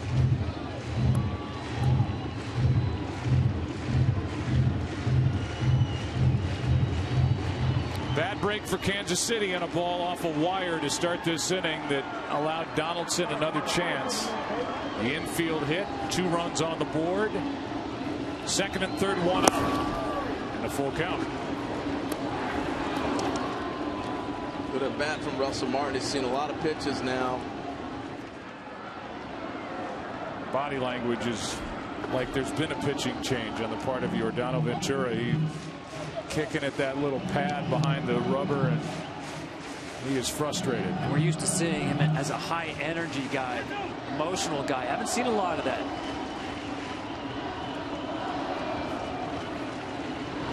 That will load him up. So he had Martin set up, lets him get away, and that's all. 2 walks in the inning, 2 singles and a double.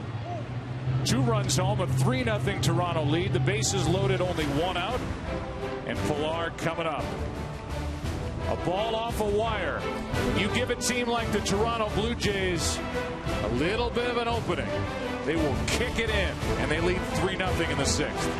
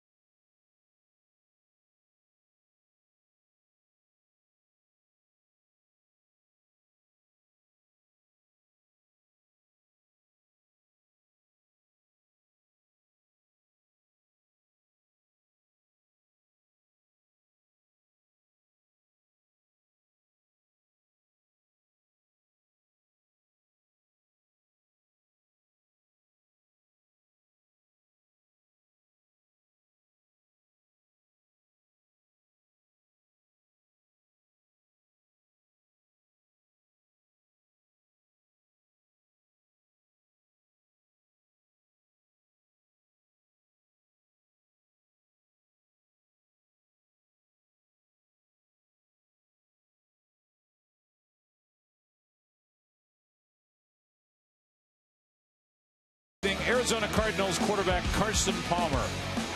How do they plan to fend off the Seahawks? And what does Palmer make of the recent troubles at his alma mater USC? Next on Fox Sports Live, immediately following Game 2. Hochevar takes over here with the bases loaded, 1 out. Batter is Pilar, and he takes a strike. Tell you what, watching the Blue Jays the last 2 weeks, the hottest hitter has been Pilar. Consistent hitter. May not be hitting the big home runs. He's hit 1 in that period of time, but he's had great at-bats.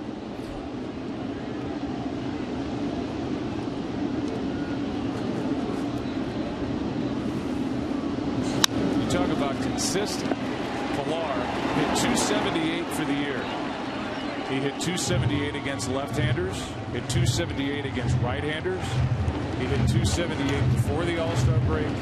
He hit 278 after the All-Star. No way. How weird is that? Holy smokes. I don't think I've ever heard that.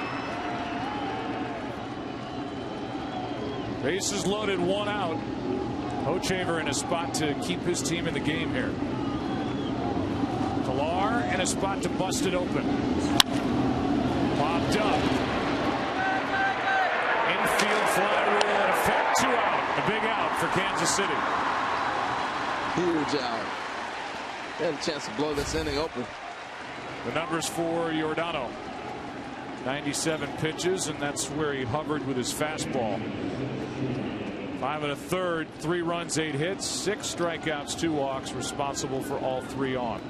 I was watching that last pop-up, Joe. Lorenzo Cain never saw the baseball. In center field right now has gotten a little more difficult as the sun's gotten a little more lower. Well, here's Goins, the number 9 hitter. He has an RBI double and a strikeout.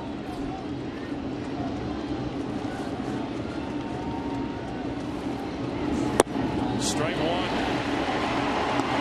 That's the cutter from Oakland. It's his best pitch. It's like a fastball for about 50 feet. Watch it cut.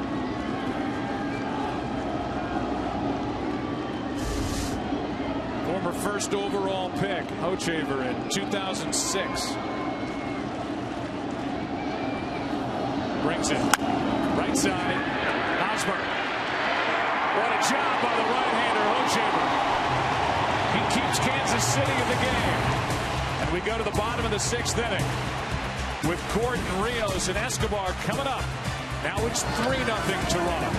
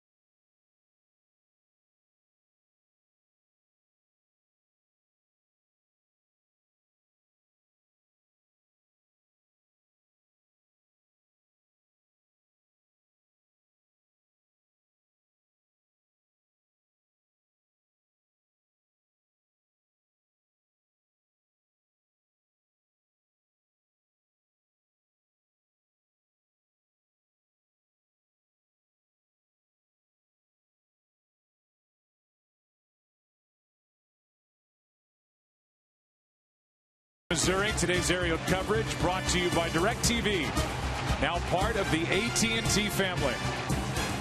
60 degrees at the start of the game on Saturday, October 17th. Game 2. The ALCS. Royals won last night. Blue Jays lead today. Gordon first up. Strike 1. David Price gave up a hit on his first pitch of the game to Alcides Escobar. Since then, he's retired all 15 hitters. Strike 2 on Gordon, who popped out his first time. I guess saying sharp is an understatement, right? I mean, he's been good, no doubt about it. I loved his reaction after he gave up the base hit. He knew he had good stuff coming out of the bullpen, I think. And that confidence. He kind of just smiled like, really?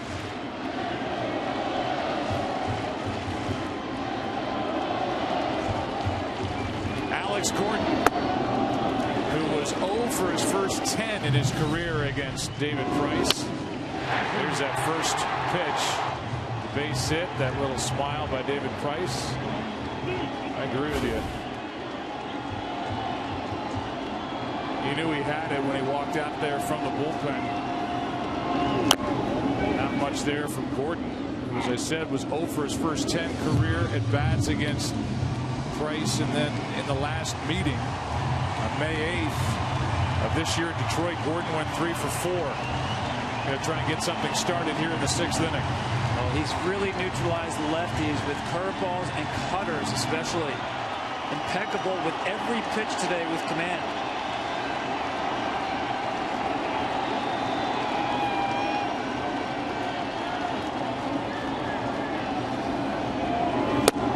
Got it on the outside corner, 1 away. Strikeout number 5. Well, when you're around the plate consistently and you're painting like David Price has been, you're going to get some pitches. I thought this ball may have been, as it goes through the zone, it looks like it, but I thought it was off the plate just a tad bit. But it's so close, you're going to get the benefit of the doubt because he's been that good.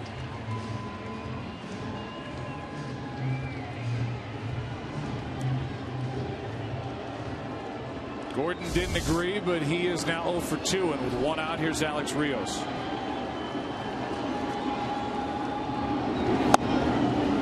One thing we can agree on, though, is that Laz Diaz had a great job behind the plate. He's had a nice plate. Named Jimmy Key, 1992 World Series Game 4, the 16th straight, ties a postseason record. Jay's organization. 1 ball, 1 strike on Rios. One thing David Price does so well, he keeps his front side on target for so long. In fact, starts out that way. Changed the delivery a few years ago. It's almost a modified stretch position. He used to start like most pitchers, shoulders square to the plate, step into the rubber and then go. Now you'll see him start almost like a medieval archer with that front side on the target. You'll rarely see him lose a pitch to the arm side up. It's caused by flying open. Starts closed, stays closed. That's on the outside corner.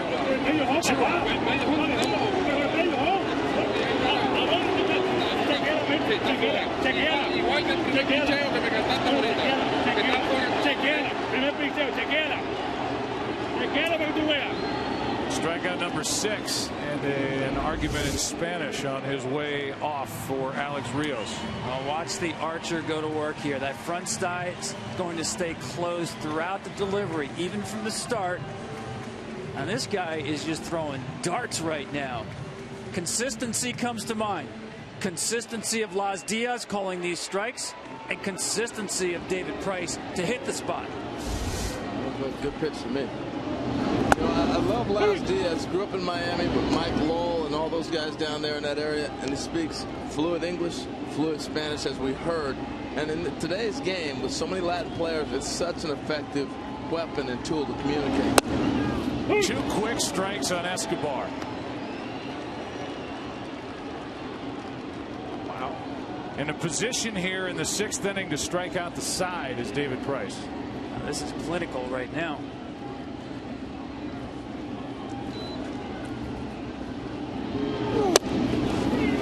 Just off the corner, and some of the fielders started to walk in toward the dugout for the Blue Jays. Well, after you score runs, you want to shut down any. He's doing it. He would be doing it here with an exclamation point if he can get one past Escobar.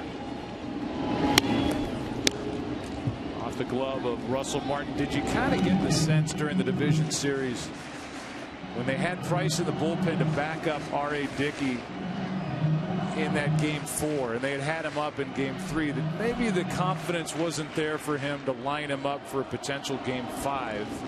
Instead, it was Stroman. Yeah, I think David Price is proving something to everyone here today. No doubt about it. I think the matchup they didn't like, clearly they like it now. 7 strikeouts, including striking out the side in the 6th inning for the 30-year-old left-hander from Nashville, Tennessee, making Toronto happy, leading 3-0 after 6.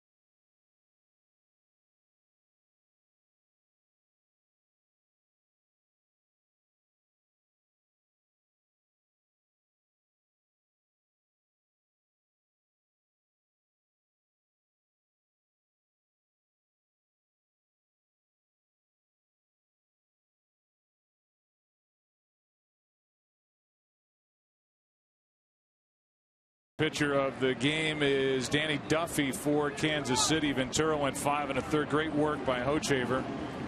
2/3 came in with the bases loaded, 1 out, and got out of it with a pop up and a ground out. And now against the top of the lineup and Ben Revere, it's Duffy, strike 1.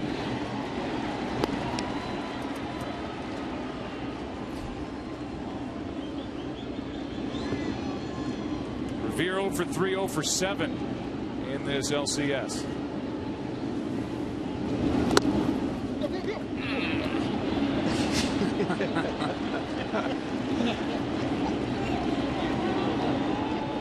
Sal was trying to tell him, look out for the rebound.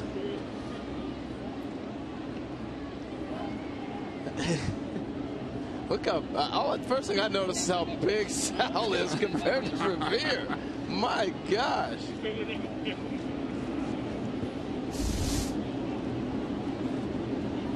Ben waits for a 1-1. Good rip.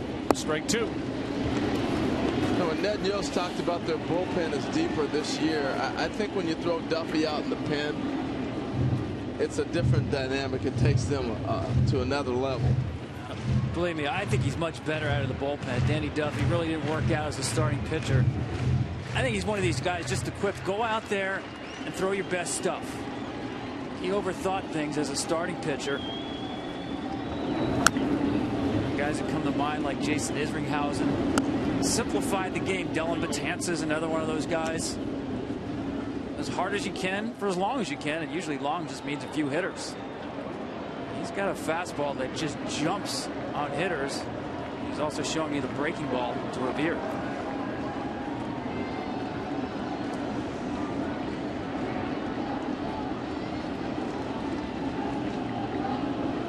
Another 1-2. Another foul ball. Revere listed at 5'9". Salvador Perez listed at 6'3". You can see every bit of it. The contrast on that foul ball. Revere came up with Minnesota in 2010. 294 in 2012, and then ended up with Philadelphia. Traded there. Traded to Toronto. Last day of July this year. Left side. Escobar has to hurry, and he got it. 1 out. That's the difficulty of shortstop compared to anywhere else on the diamond in the middle. You cannot bobble a ball. If he bobbles that, even spins it in the glove, Revere's safe. You got to field it clean, and you got to put something on it. That's the game separator. When you want to know about a major league shortstop, you catch the ball consistently, and you have the arm strength to make this throw. Here's Donaldson. He started the trouble last inning. Talked about it then. Hit a foul ball that hit a wire that's holding up the screen behind home plate. A dead ball, a ball that Perez was stationed to catch, and beat out a grounder to the left side for an infield hit. 2 runs later, it was a 3-0 lead. 0-2 from Duffy.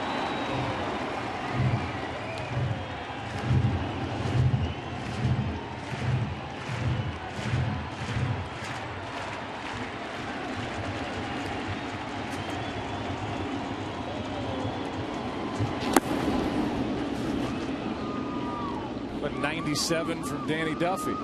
And how about the slide step?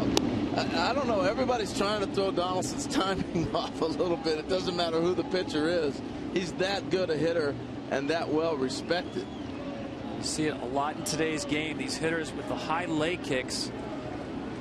Pitchers try to get them out of their timing by varying their timing with the delivery.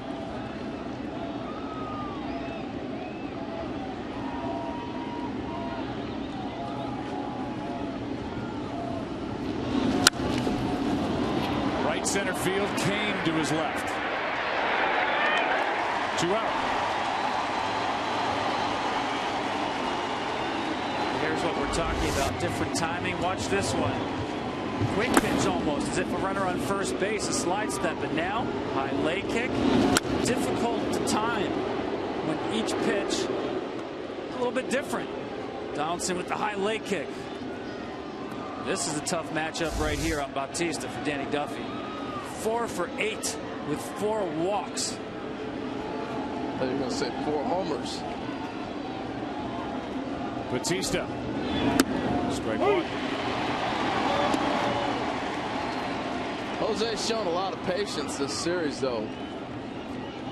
Taking pitches that have taken his walk. He's walked 4 times already. But I think that's a credit to the lineup. There was a period in time in Toronto he was the guy.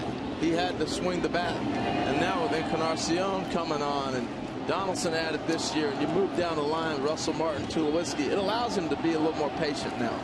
Look at these numbers on Bautista. How much better he gets late in the game. Believe me, that is highly unusual in today's game with what's coming out of bullpens.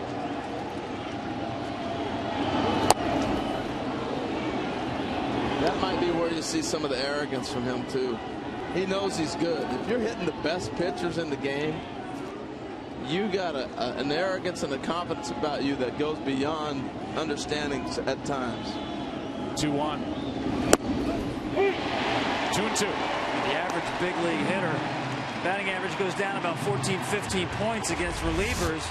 With Bautista, it goes up about 80-85 points. He likes the hard stuff.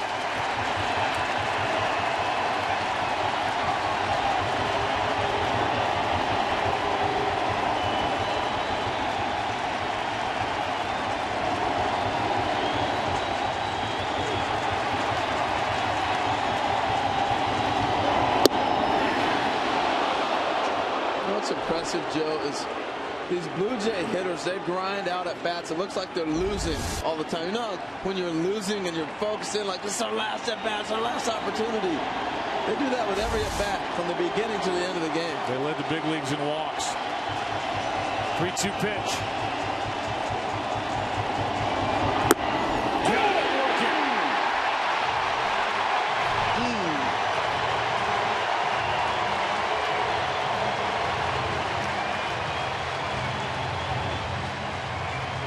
And it's time to stretch as Bautista didn't like this strike 3 call. And you can see why on a 3-2 pitch.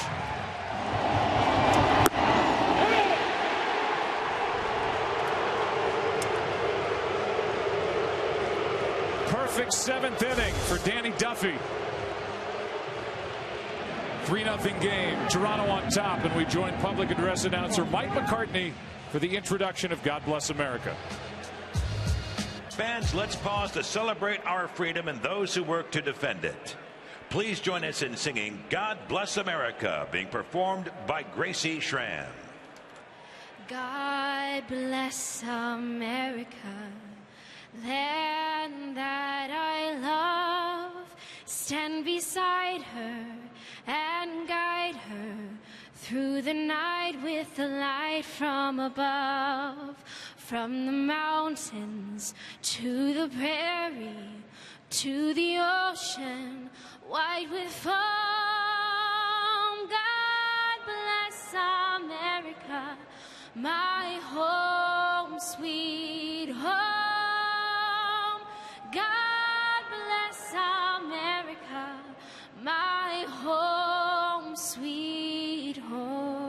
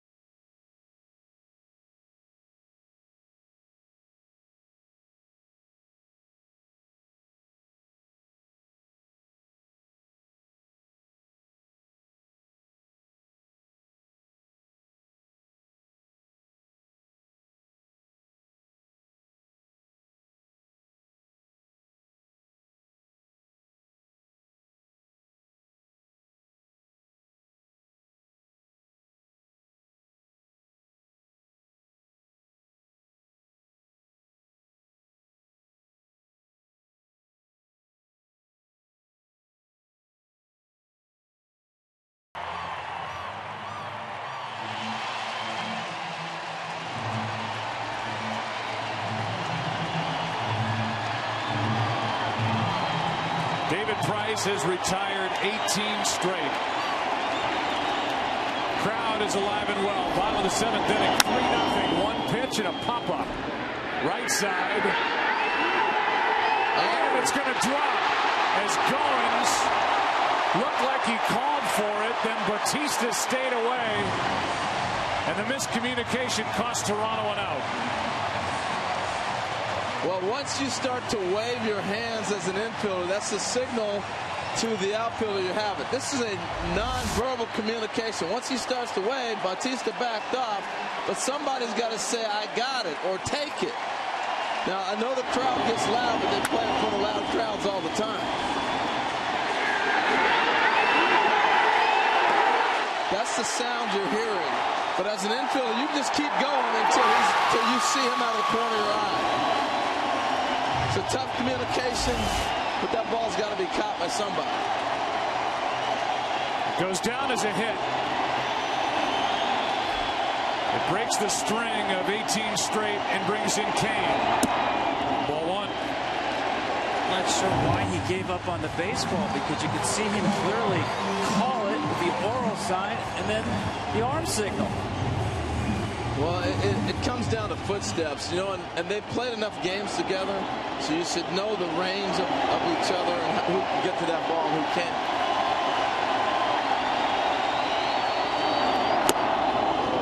Well, now it's on Price again. He started this game hearing about the 0-6 record in his career as a starter in the postseason. He's pitched brilliantly here today. Whereas the 2-run rally started for Toronto in the 6th on a break on that ball off the wire. What will that lead to for Kansas City? Here comes a 1-1. Base hit right field. Zobrist will stop at second, 2 on, nobody out.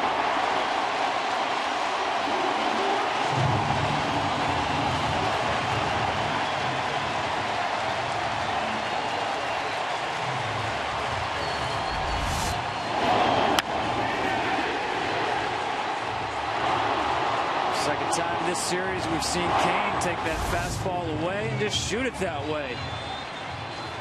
The hitting streak is alive and well. Lorenzo Kane has now tied a franchise record, tying Amos Otis as he's hit in 11 straight postseason games. And this was a big one. 2 on, tying run up, and it's the cleanup man Hosmer. And this is where the leadership comes in. David Price, timeout. Who are the 2 guys coming to the mound? Tulowitzki, Russell Martin. No coach comes out of the dugout. Just 3 veteran guys. Here's what we're going to try to do. Here's what we need to do. And David's carrying the meeting. This is what you look for in a situation like this for your leaders, your veterans to step up.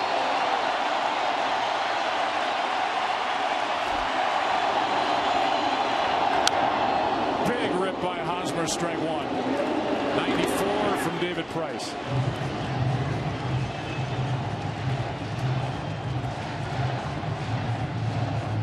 Love the aggressiveness from Hosmer, because the curveball has been the out pitch for Price against Hosmer.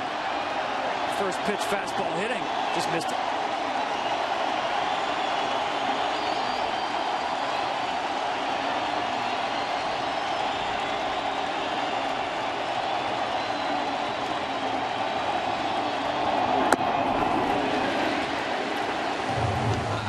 The fact that David Price is around the plate. I really am curious how he wiggles through this. This is the thing that champions look forward to. Adversity. Pitch in any other situation. How's he going to do in an adverse time?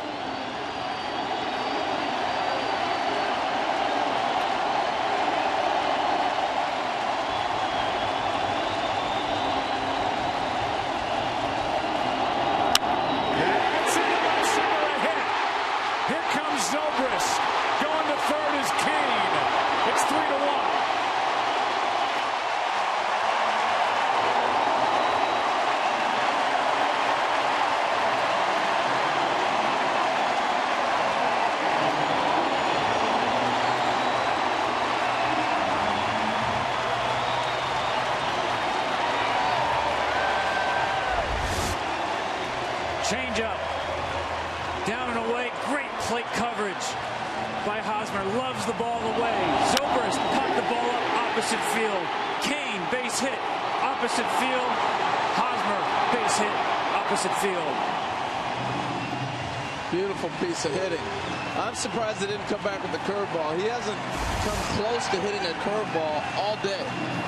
The fastball and the changeup, he's had good swings at. Aaron Sanchez, the right-hander, getting ready now for Toronto in their bullpen.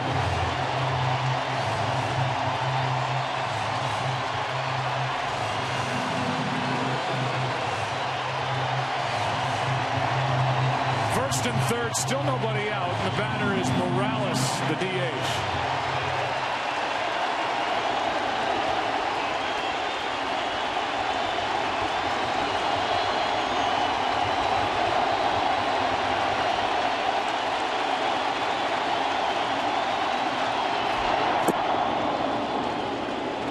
For Eric Hosmer, the runner at first. That's his 6th hit of the postseason. And all 6 have driven in runs. He's got 7 RBIs, and this one gets Kansas City within 2. And Morales hit a bullet the last time up to third base. Remember that 110 miles an hour exit velocity.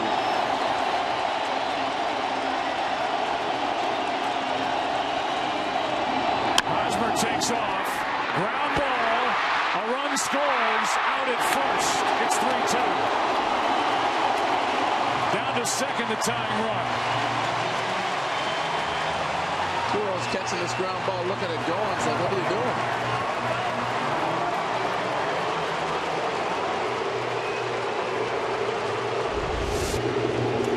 Now Hosmer's going to run. I like this because Morales is the one guy you're going to double up, but Goins goes a long ways because he's covering. He decides to go get the grounder. You got Tulo right there. Don't knock it down. I mean, that's a tough play that Tulowitzki made right there. When a guy cuts in front of you, you lose your vision of that ground ball.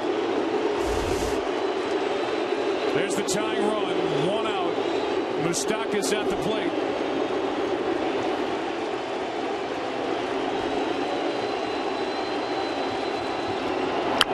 Strike 1. Hosmer at first base. I think he's trying to deke Chase here. Look at this lead, and all of a sudden he breaks. This looks like a straight steal. He's not looking back.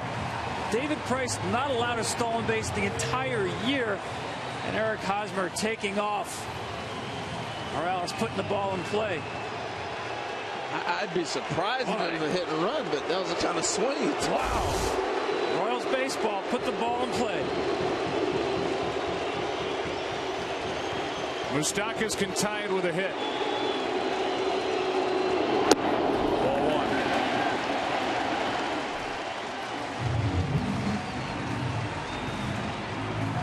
1. Started with a ball into right that should have been caught. Went down as a hit, landing between Bautista and Goins. But then the Royals took advantage. Kane a base hit. Hosmer a base hit. Morales the RBI ground out. Now Moustakas.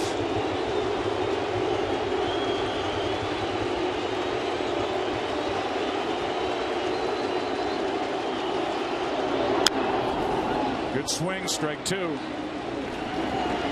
95 from David Price. Here's what started it. Well, you think the game is cruel, but you got to be a good team to capitalize on opportunities like this as well. That's what Kansas City's done. But that ball's got to be caught. There's no excuse. There's no other way to say it. It's just got to be an out. It's almost like he heard somebody else yell, "I got it," the way he gave up on that ball. He had it lined up.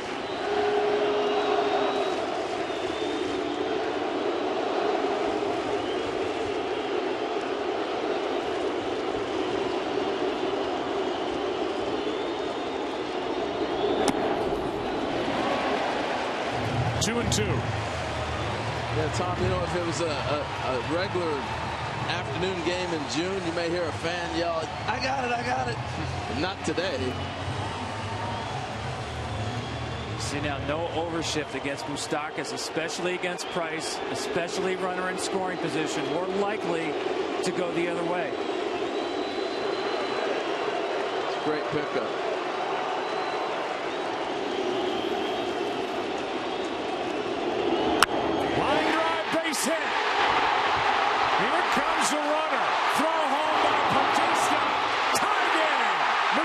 Moustakas has tied it.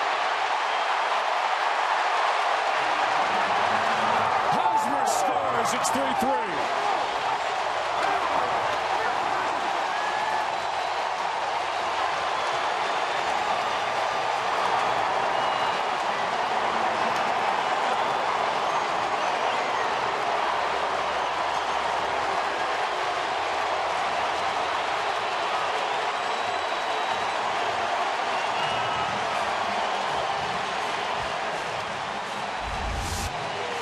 A heck of a read by Hosmer. It's the changeup again. Moustakas drills it, but here's why I say it's a heck of a read by Hosmer. This ball's barely over Goins, but he's off on the crack of the bat. I thought, no way they're going to score because Bautista throws so well. But because of the jump that Hosmer gets, it really ends up being a no contest play at the plate. He just took a big gamble. That ball's caught. It's a double play. Now Perez to give the Royals their first lead of the game.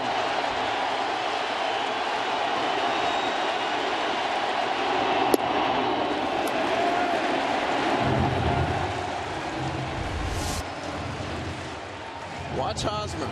Crack of the bat. Off and running. And a great read by Moustakas to move up on the high throw from Bautista. It is deafening in here.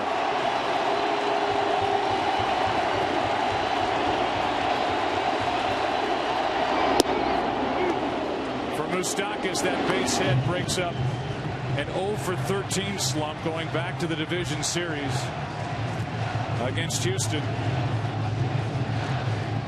Guy who went deep 5 times last postseason.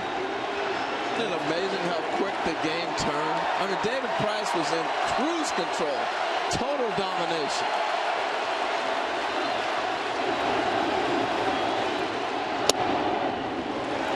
Now he doesn't get the corner. It's 2-1. Well, if you missed the Royals rally, epic rally in Game 4 of the ALDS, this has been your encore presentation. Single, single, single, ground ball single.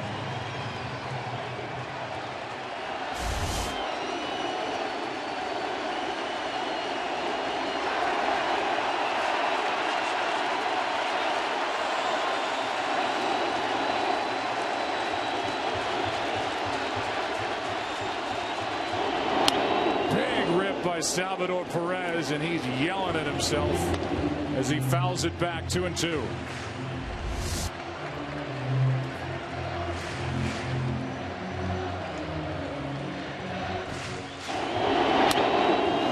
When you wonder why a guy adds home runs when he hadn't hit a lot before, it's counts like that. 2-1, you take a big rip, and that adds to your home run totals. When you jump on a pitch you know you're going to get.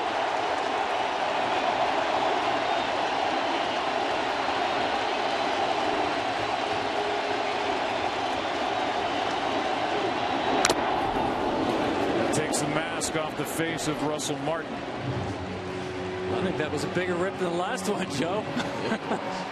Sure was. Well, the light here is definitely flattened out.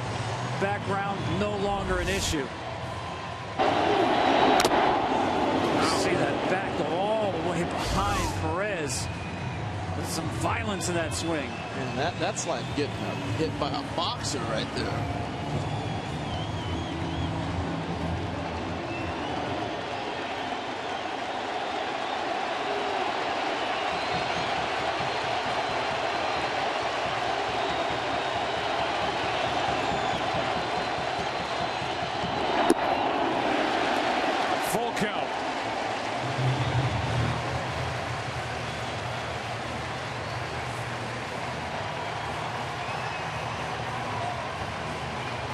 David Price came into this inning having thrown 66 pitches through 6. He struck out the side in the 6th. That's how in control he was. He's thrown 20 pitches this inning, and the trouble started on a ball that fell into right between 2 fielders, Goins and Bautista.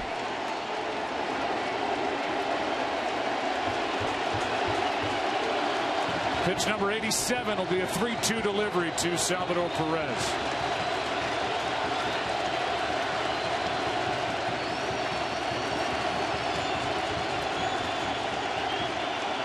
eventually. Well, you know, normally I'd say you get a starting pitcher into the stretch for the first time in a couple of hours. It may take a while for that pitcher to adjust, but with David Price, we talked about his windup. It's so similar to his delivery. I don't think it's that big of a deal. Yeah, no, that modified windup he uses is basically a stretch. It's a modified stretch, absolutely. Results very different this inning.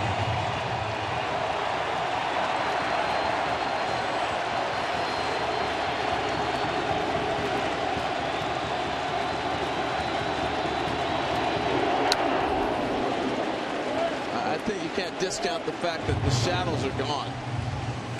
We're seeing everything now. See that batter's eye in center field, glistening for most of the day. Flat light now.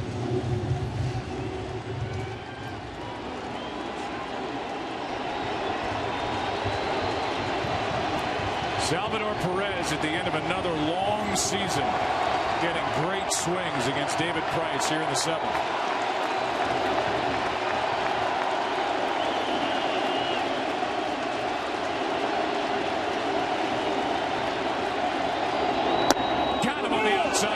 Two down. Strikeout number 8. Great pitch of getting him off of what he was seeing earlier. It comes back with a nice little cutter, a backdoor cutter on the outside half.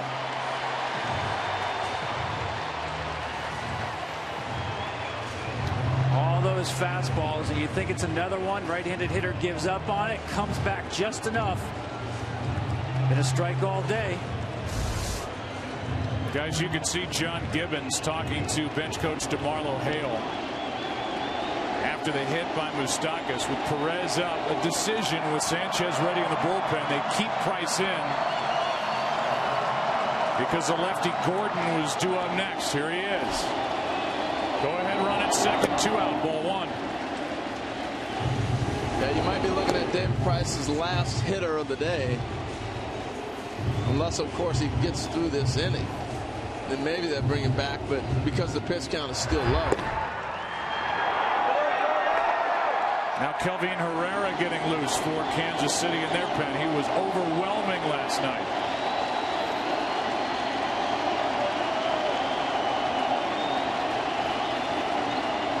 The 1-0. Gordon takes a strike. It's as hard as we've seen Price throw all afternoon, 96. He looks great. I mean, they've done a nice job of hitting. It's been a crazy inning, but his stuff is there, and he's pinpoint control.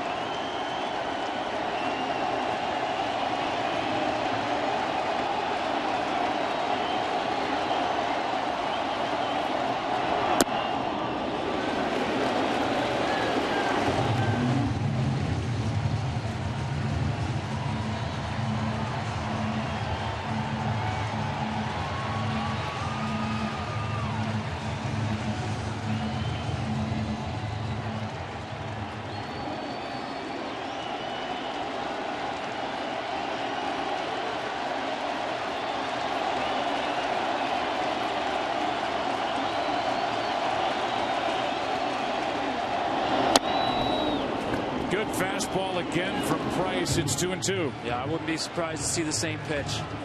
Pitch to your strength, pitch to the umpire's strike zone.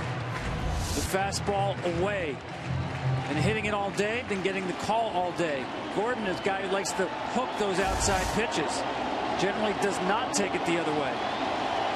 It's really been the changeup that has let him down here in the 7th.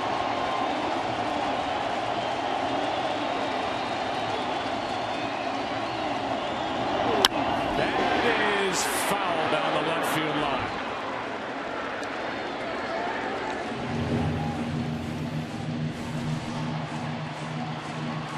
This series will shift to Toronto on Monday night. On the air at 7 Eastern. And a matchup. Johnny Cueto, Marcus Stroman.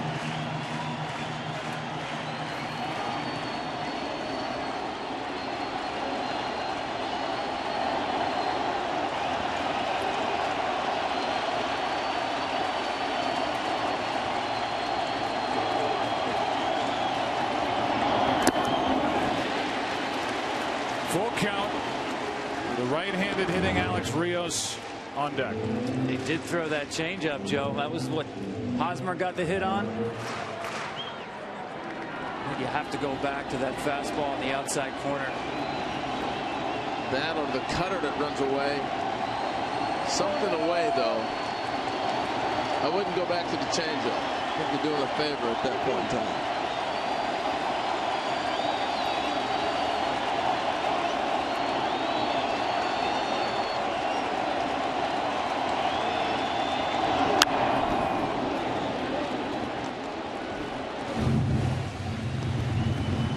Do it again.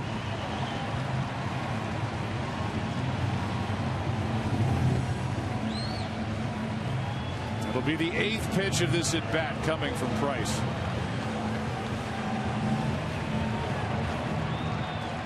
We went 18-5 overall in the regular season, 9-1 with Toronto, 1-1 so far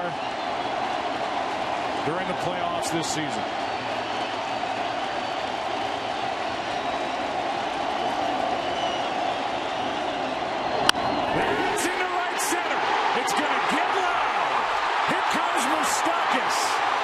Royals take the lead 4-3.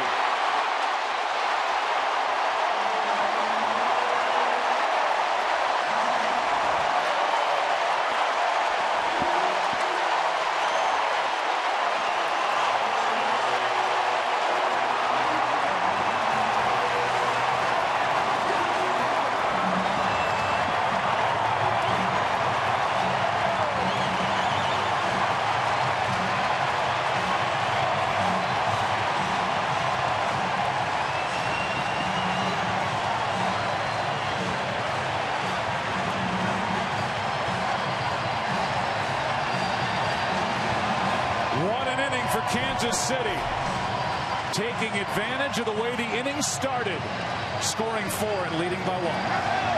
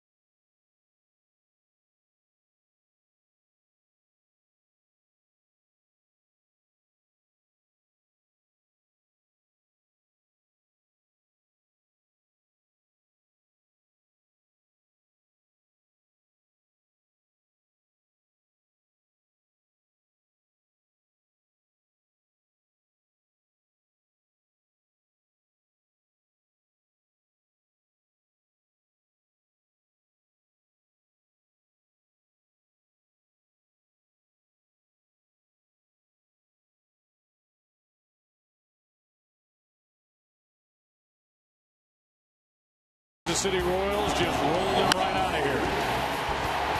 Well, the toughest team to put away in baseball just did it again. A great at bat by Gordon. 8 pitches. The fastball, yes, but he missed with that one. Wanted it away, ran back over the plate. David Price got crowned. Royals baseball, put it in play, grind out at bats. One single after another. Now Rios with Kansas City leading by 1, runner at second after the double by Gordon.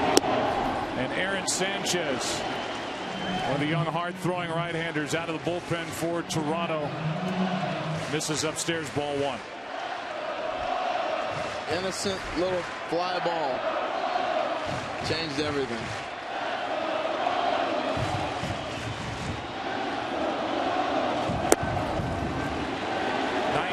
But misses, ball two.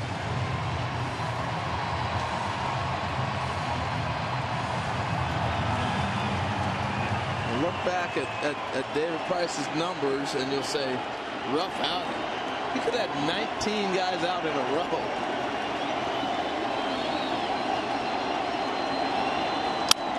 That's up the middle. Here comes Gordon. There's another run. It's 5-3.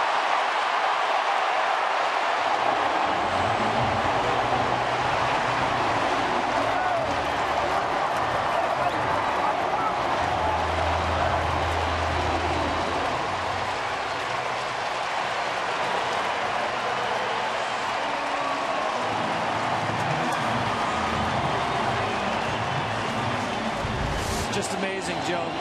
6 singles. Only one was pulled. Opposite field, middle of the field. One single after another.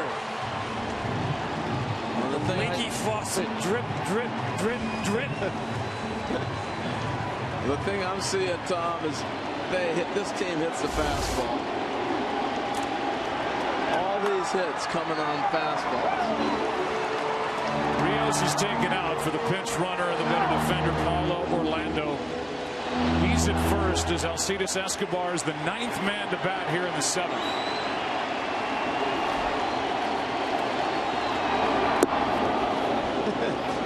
And there's a hook. This inning, 5 of the 6 at bats for Kansas City with runners in scoring position have yielded RBIs. Think back to the game 4 at Houston, trailed 6-2 in the 8th. Kansas City came up with 5 runs, 5 hits to take a 7-6 lead, get the series back here as Wade Davis took care of the rest. Today trailed 3-0 going into the 7th, and now they lead it 5-3. Escobar grounds out, but the Royals have taken over. The Royals, like the Blue Jays, opportunistic. It was going so well for Price until that ball fell in right. Both teams getting a break. Both teams taking advantage of the break. Kansas City now leads for the first time 5-3.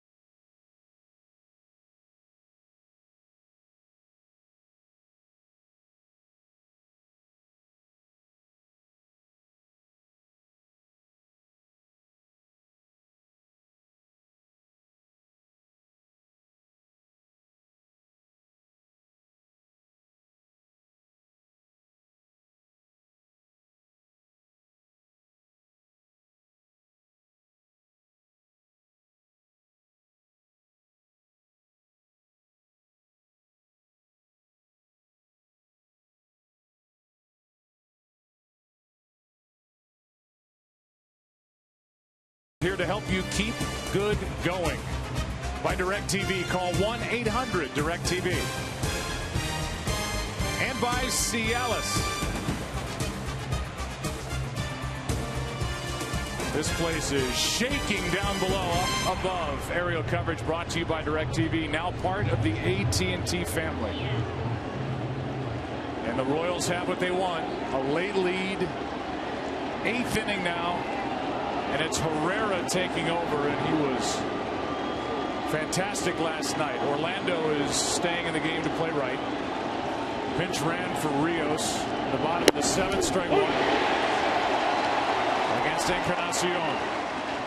Last night, Herrera, 9 pitches, 9 strikes, 3 outs. Picking up where he left off.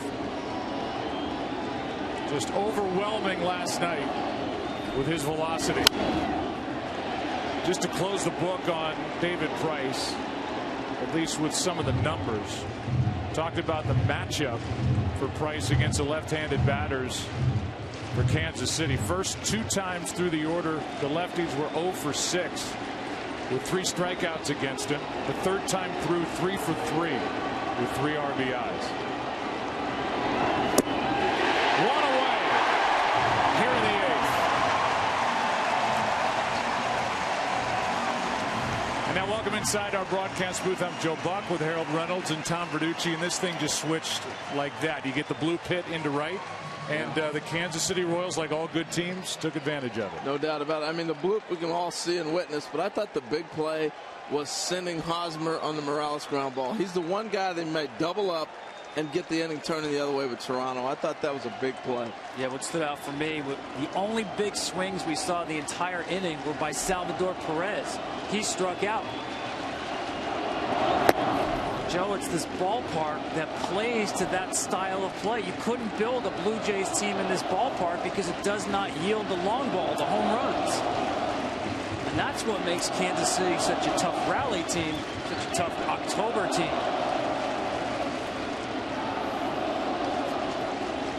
You know, with all the focus, guys, on the back end of the bullpen for Kansas City, what happened prior to us seeing Herrera.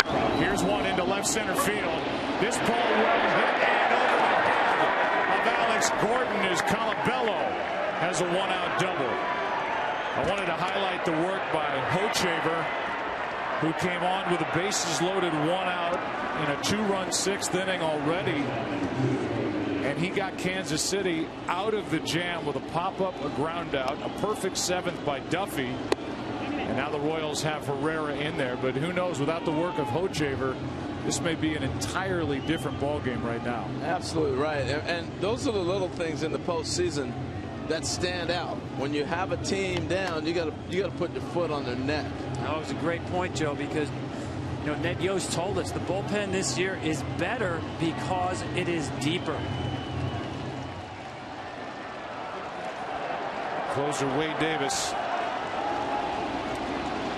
getting loose. Tying run at the plate. Tulowitzki. Ball 1. Troy's 2 for 3. RBI double into right field his last time up. Bloop the hit into left his first time. That was against Ventura. The starter. He is not the pitcher of record, but the starter for Toronto is David Price. Blue Jays trailing by 2.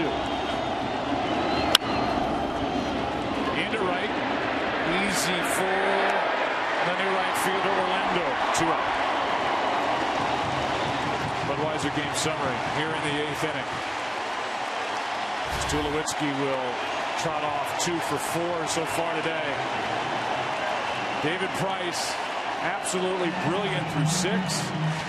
Ball that fell in and right, and then the Royals took advantage, and the wheels came off for David Price. Tulowitzki and Goins 3 for 7. A double play combination that had struggled so mightily during this postseason with the bats coming in. 6th inning for Toronto.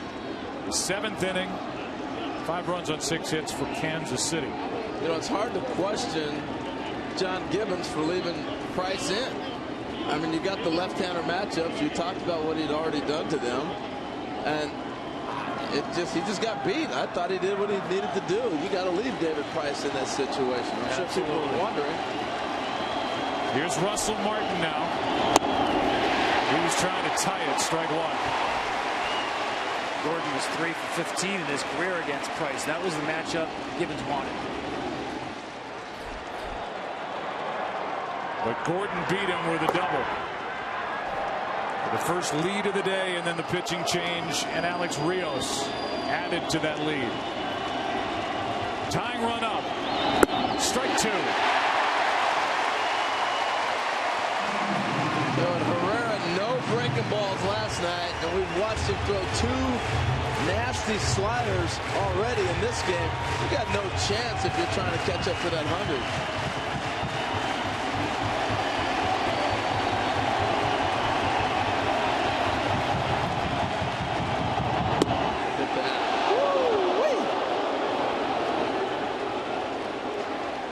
Started to walk away. Las Diaz did not put up the right arm. He's the home plate umpire. 1-2.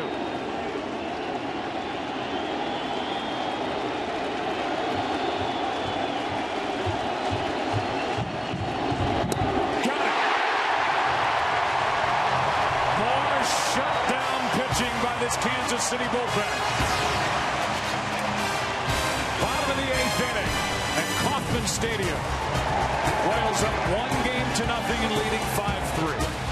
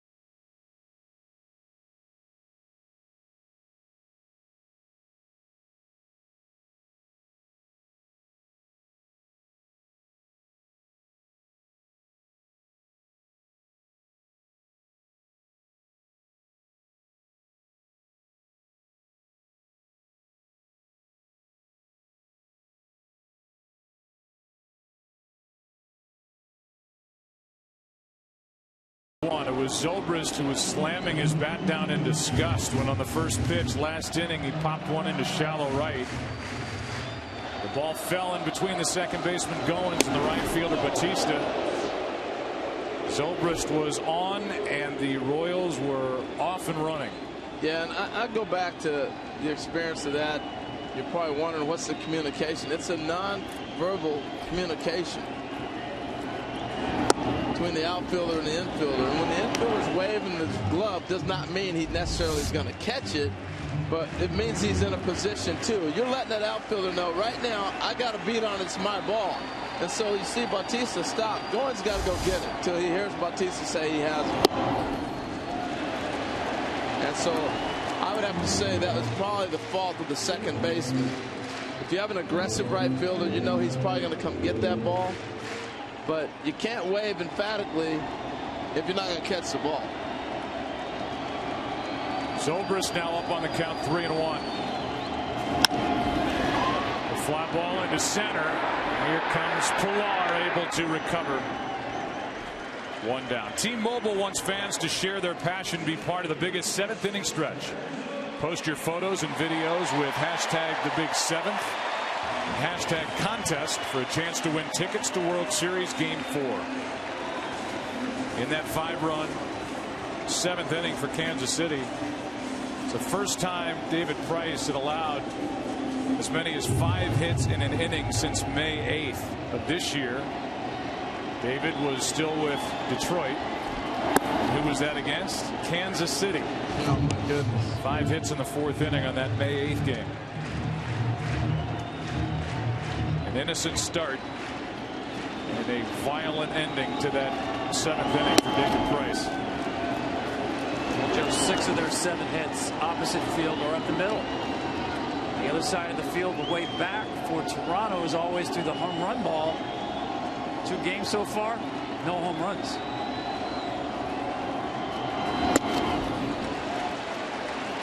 Well, Wade Davis, who has been as lights out of a closer as any in the major leagues, is getting loose. And Toronto in the 9th inning is scheduled to have Pilar, Goins, and Revere. If anybody gets on, then you get into the big bats. Donaldson, who hit 41, Bautista, who hit 40, and Encarnacion, who hit 39 during the regular season. Important for Sanchez to keep this a 2-run game. Yeah, you're probably going to see Justin Smoke somewhere along the way.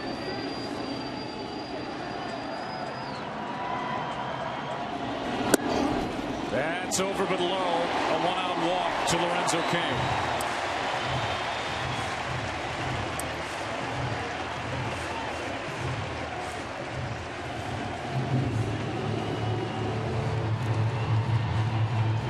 We have a travel day coming up tomorrow, and then it's ALCS Game 3 on Monday night.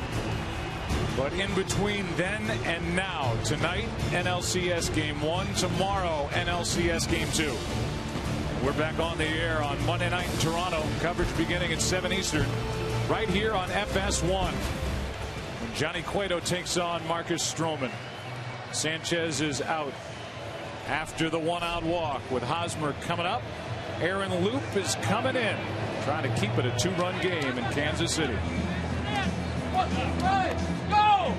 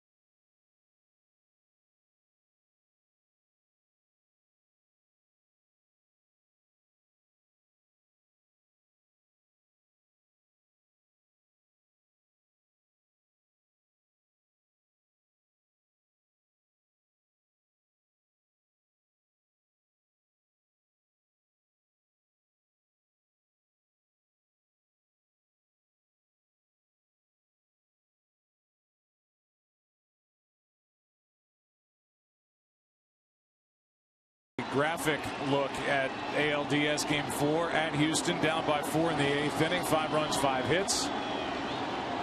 From down 6-2 to a 7-6 lead. Today, down by 3 in the 7th, 5 runs, 6 hits, 3-0, down to up 5-3.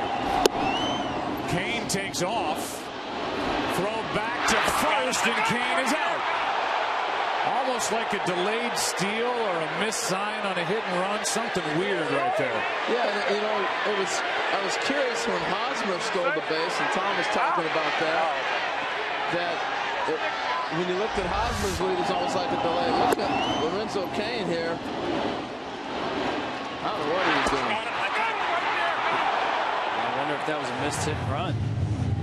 That was not a great jump. Tries a swim move right here, but Colabello gets him. Goes down as a caught stealing 2-6-3 from the catcher to Tulowitzki, back to first.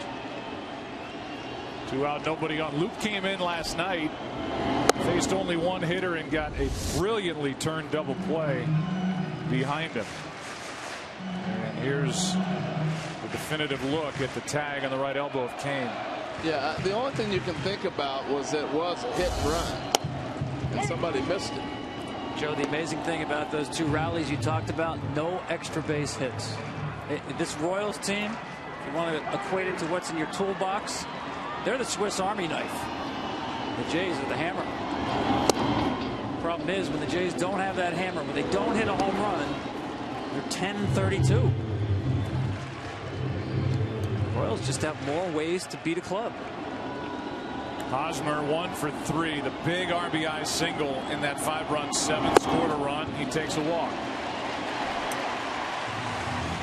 And both that rally in Houston in Game 4 and the rally that happened here a moment ago in the 7th inning in Game 2 of the ALCS featured a misplay, one that went down on a tough error on Correa on a ball off the pitcher's glove. It got past him, tough error, but the Royals took advantage, and again, and we've said it 50 times, a ball that fell in right field to start that uprising in the 7th. Yeah, they're tough enough with 3 outs. Don't give them an extra one. Here's Morales. Well, 1 down and in from Luke, the only left-hander in the bullpen for John Gibbons. But think about Toronto. They were down 2-0 to Texas after losing the first 2 games at home in a best-of-5. Won 2 games in Arlington, and then won that thriller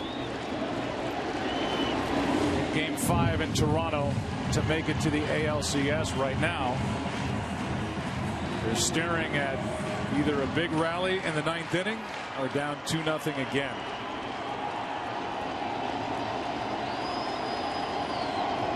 But at least they're going home this time. Well, this is a little bit more of a heartbreak loss. Look, they had total control. You got your ace rolling, shutting down the other team. You get a pop fly, you're out of this thing. That's going to hurt more than anything else. It's a fashion how this game got away. Back-to-back walks to Hosmer and Morales. And here comes Moustakas. It's a little bit of horses for courses, right? Rogers Center, a total of 203 home runs hit there this year. Kauffman Stadium, just 130. It's Johnny Cueto, who was brilliant in Game 5 for Kansas City against Marcus Stroman, who was certainly impressive in Game 5 for Toronto against the Rangers.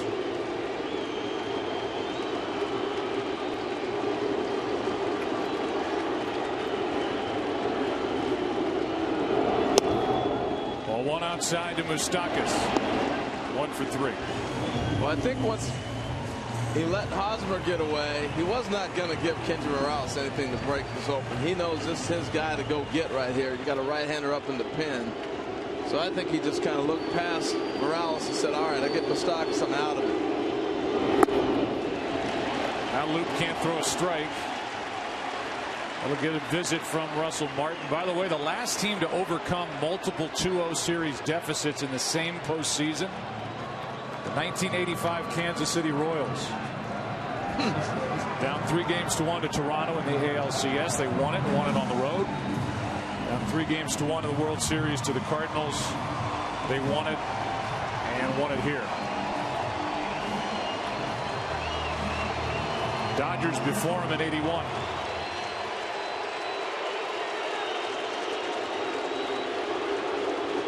Two on, two out. That's into right field. That ball is down. 1 run will score. They will hold Morales at third. The lead is 3. And Moustakas delivers again.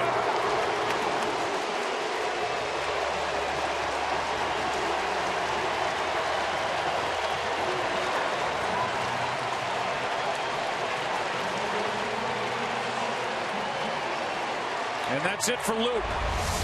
Well, it's been the left-on-left damage. The left-handers have not been able to handle left-handed bats the second part of this ball game, and that's been the difference.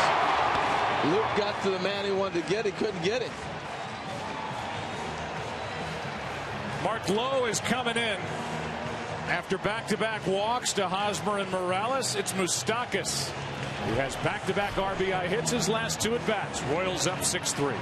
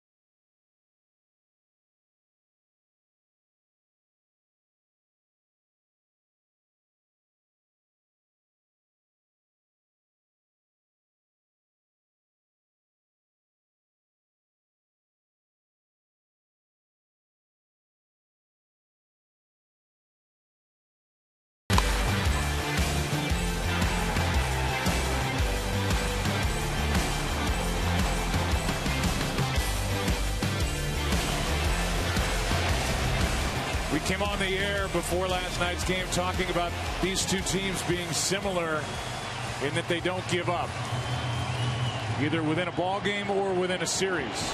Within this ball game, the Royals did not quit. They kept coming at David Price, finally got to him. Now they lead 6-3. First and third, 2 out, and Lowe brings it to Perez, strike 1. Mark Lowe, another in-season pickup for Alex Anthopoulos, the general manager, and Salvador Perez is 1 for 6 in this series, 0 for 3 in this game. Batting with Morales at third and Moustakas at first, 2 out.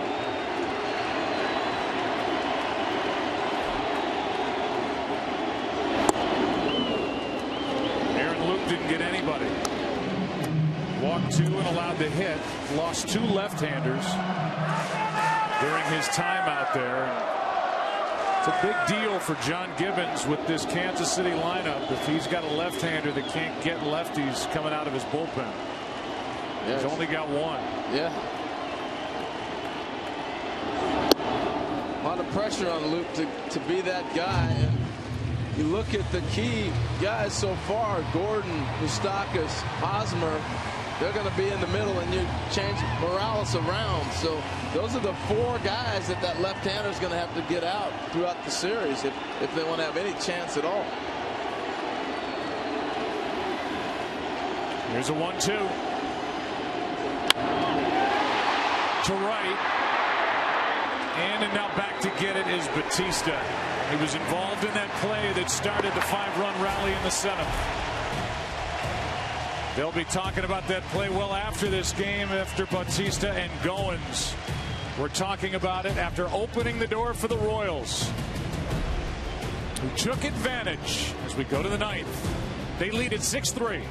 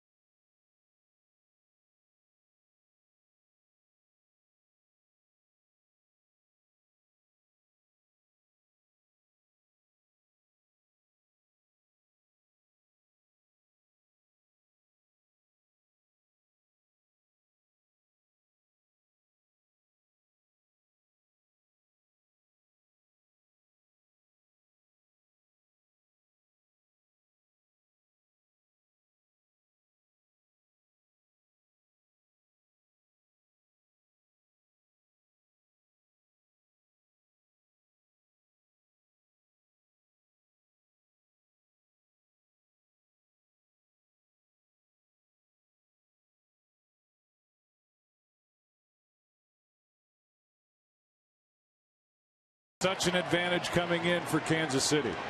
Yeah, the big line for me, it's not necessarily the hits, it's the runs.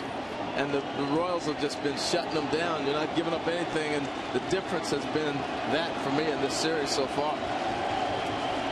Kevin Pillar first up against Wade Davis. Took over as the closer after Kansas City lost Greg Holland. Strike 1. Well, thinking about the bullpens, John Gibbons has 2 left-handed pitchers, David Price, the starter, and Aaron Loup. Those 2 pitchers in the 7th and 8th inning were matched up against the 3 left-handed Royals hitters, Hosmer, Moustakas, and Gordon, and the result was 4 for 4 and a walk and 3 RBIs. Here's the 0-1. And it's a base hit into right off the bat of Pillar. And the Blue Jays need one more base runner to have a chance, and coming to the plate be Cliff Pennington off the bench to bat for Goins. Sometimes you see guys stop, just rise right in front of your eyes, and that is what's happening with Pillar.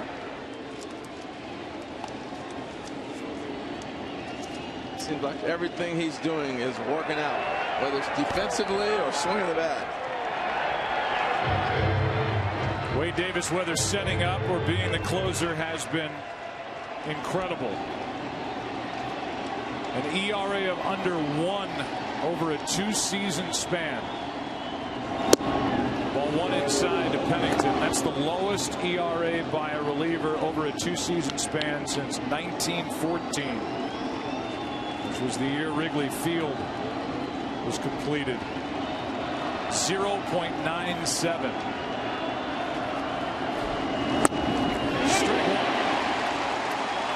I don't even think in the games I watched last year he gave up a hit, let alone a run. Amazing. Next on that list, by the way, over a 2-season span is Dennis Eckersley in 89 and 90. Here comes a 1-1 to Pennington. Strike 2. Just ridiculous movement on that cut fastball. Ball starts in the center of the plate and winds up off the plate onto the hands of Pennington.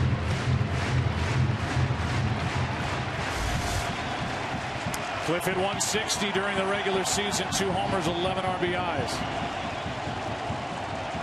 The 1-2.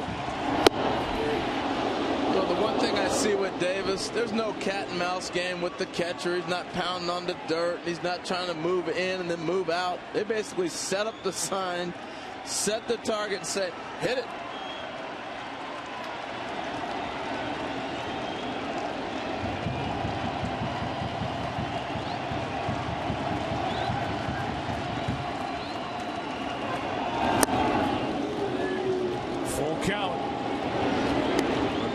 After Pennington, the Blue Jays get the top of this high-powered offense, walking to the plate, starting with Revere. Joe, Davis has allowed just 3 home runs in the last 2 years. One of them is by Bautista, and if he comes up, that means he would be representing the tying run.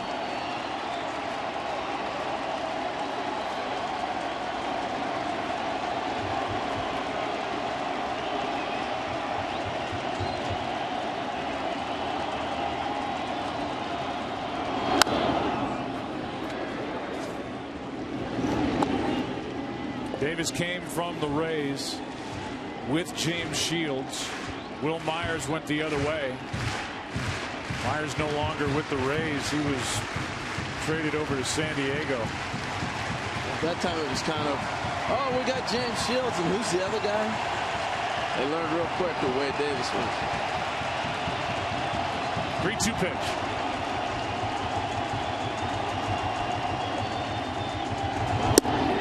That's down for ball 4. It barely missed. And now Toronto will bring the tying run to the plate and back to the top of the order. Let's see where this one missed. You can see why Wade Davis reacted the way he did. Yeah, he might have missed that call right there. Saw Perez set up away. Fastball came back inside corner. And that sometimes causes the umpire to miss that close pitch. I was just talking about how they set up so early. So he set up outside. You're expecting Wade Davis to hit that ball out there. And I'm sure the umpire's looking that direction too. I was thinking get to Bautista with 2 outs as the tying run. They've got it now with no outs. I thought you might see smoke here, a little pinch hitter. It's Revere. Hitless in this LCS. Strike 1.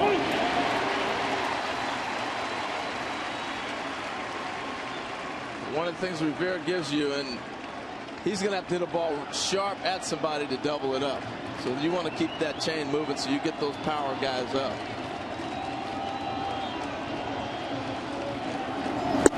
The guy on deck for Toronto is a likely American League MVP. Hit 41 home runs and led the American League with 123 RBIs.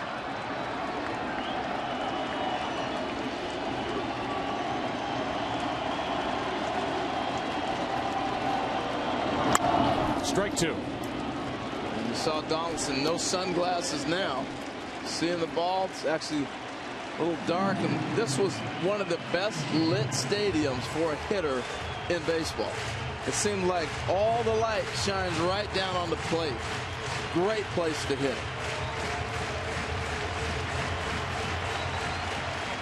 Revere limped around a bit after that last foul ball. Takes his time getting back in with a 1-2 count.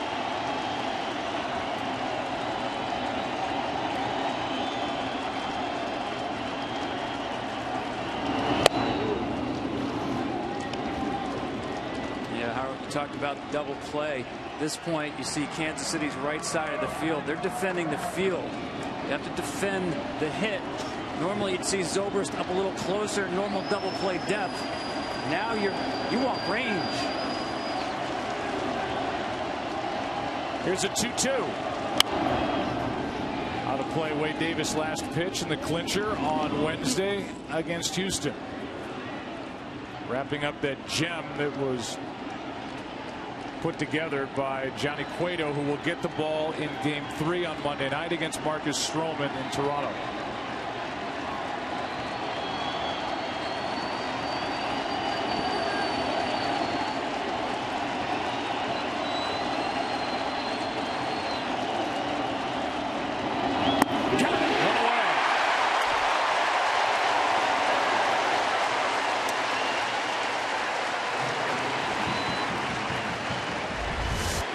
To the curveball here, protecting against the cutter fastball. Well located. Watch this ball started in the zone and dive out of the zone. He possesses so many weapons: the fastball in the high 90s, the slider, the cutter, and that curveball right there. It's tough. Well, now Donaldson. Tying run at the plate, 1 out. 9th inning, Game 2. Strike 1.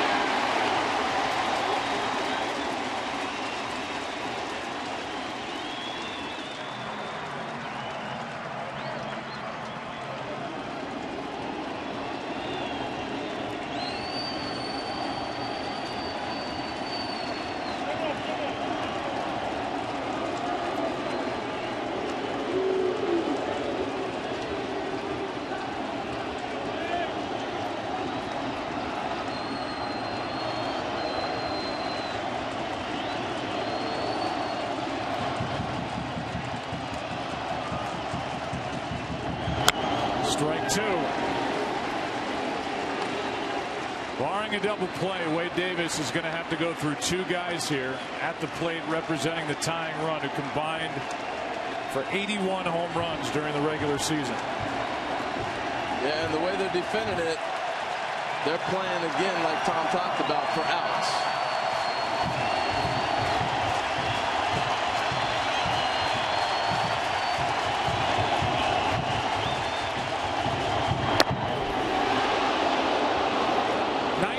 From Davis, ball 1. Man, what a tough at bat. 98 with a fastball, the nasty slider. Wow. The cutter. That's just perfectly located with the count in his favor.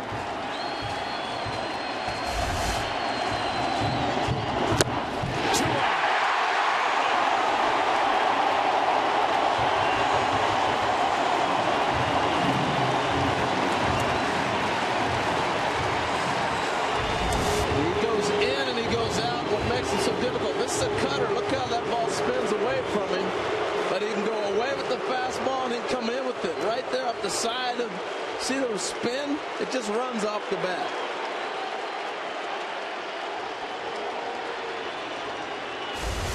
And who would the Blue Jays rather have up than Jose Bautista?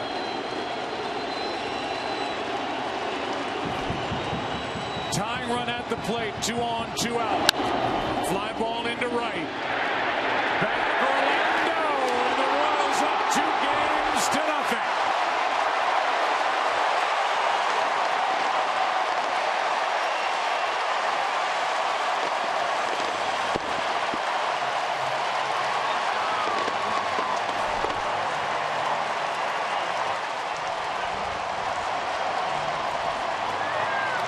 Duffy gets the win. Price suffers another loss as a starter in the postseason. Now 0 for 7 in that category. Wade Davis his third save of this postseason. And in a 3-hour, 19-minute game, the Kansas City Royals get 5 in the 7th, 1 in the 8th. A team that just does not strike out. They keep the train moving. And their train is headed to Toronto, up 2-0. Right now, Jay and Dan standing by in LA. All yours.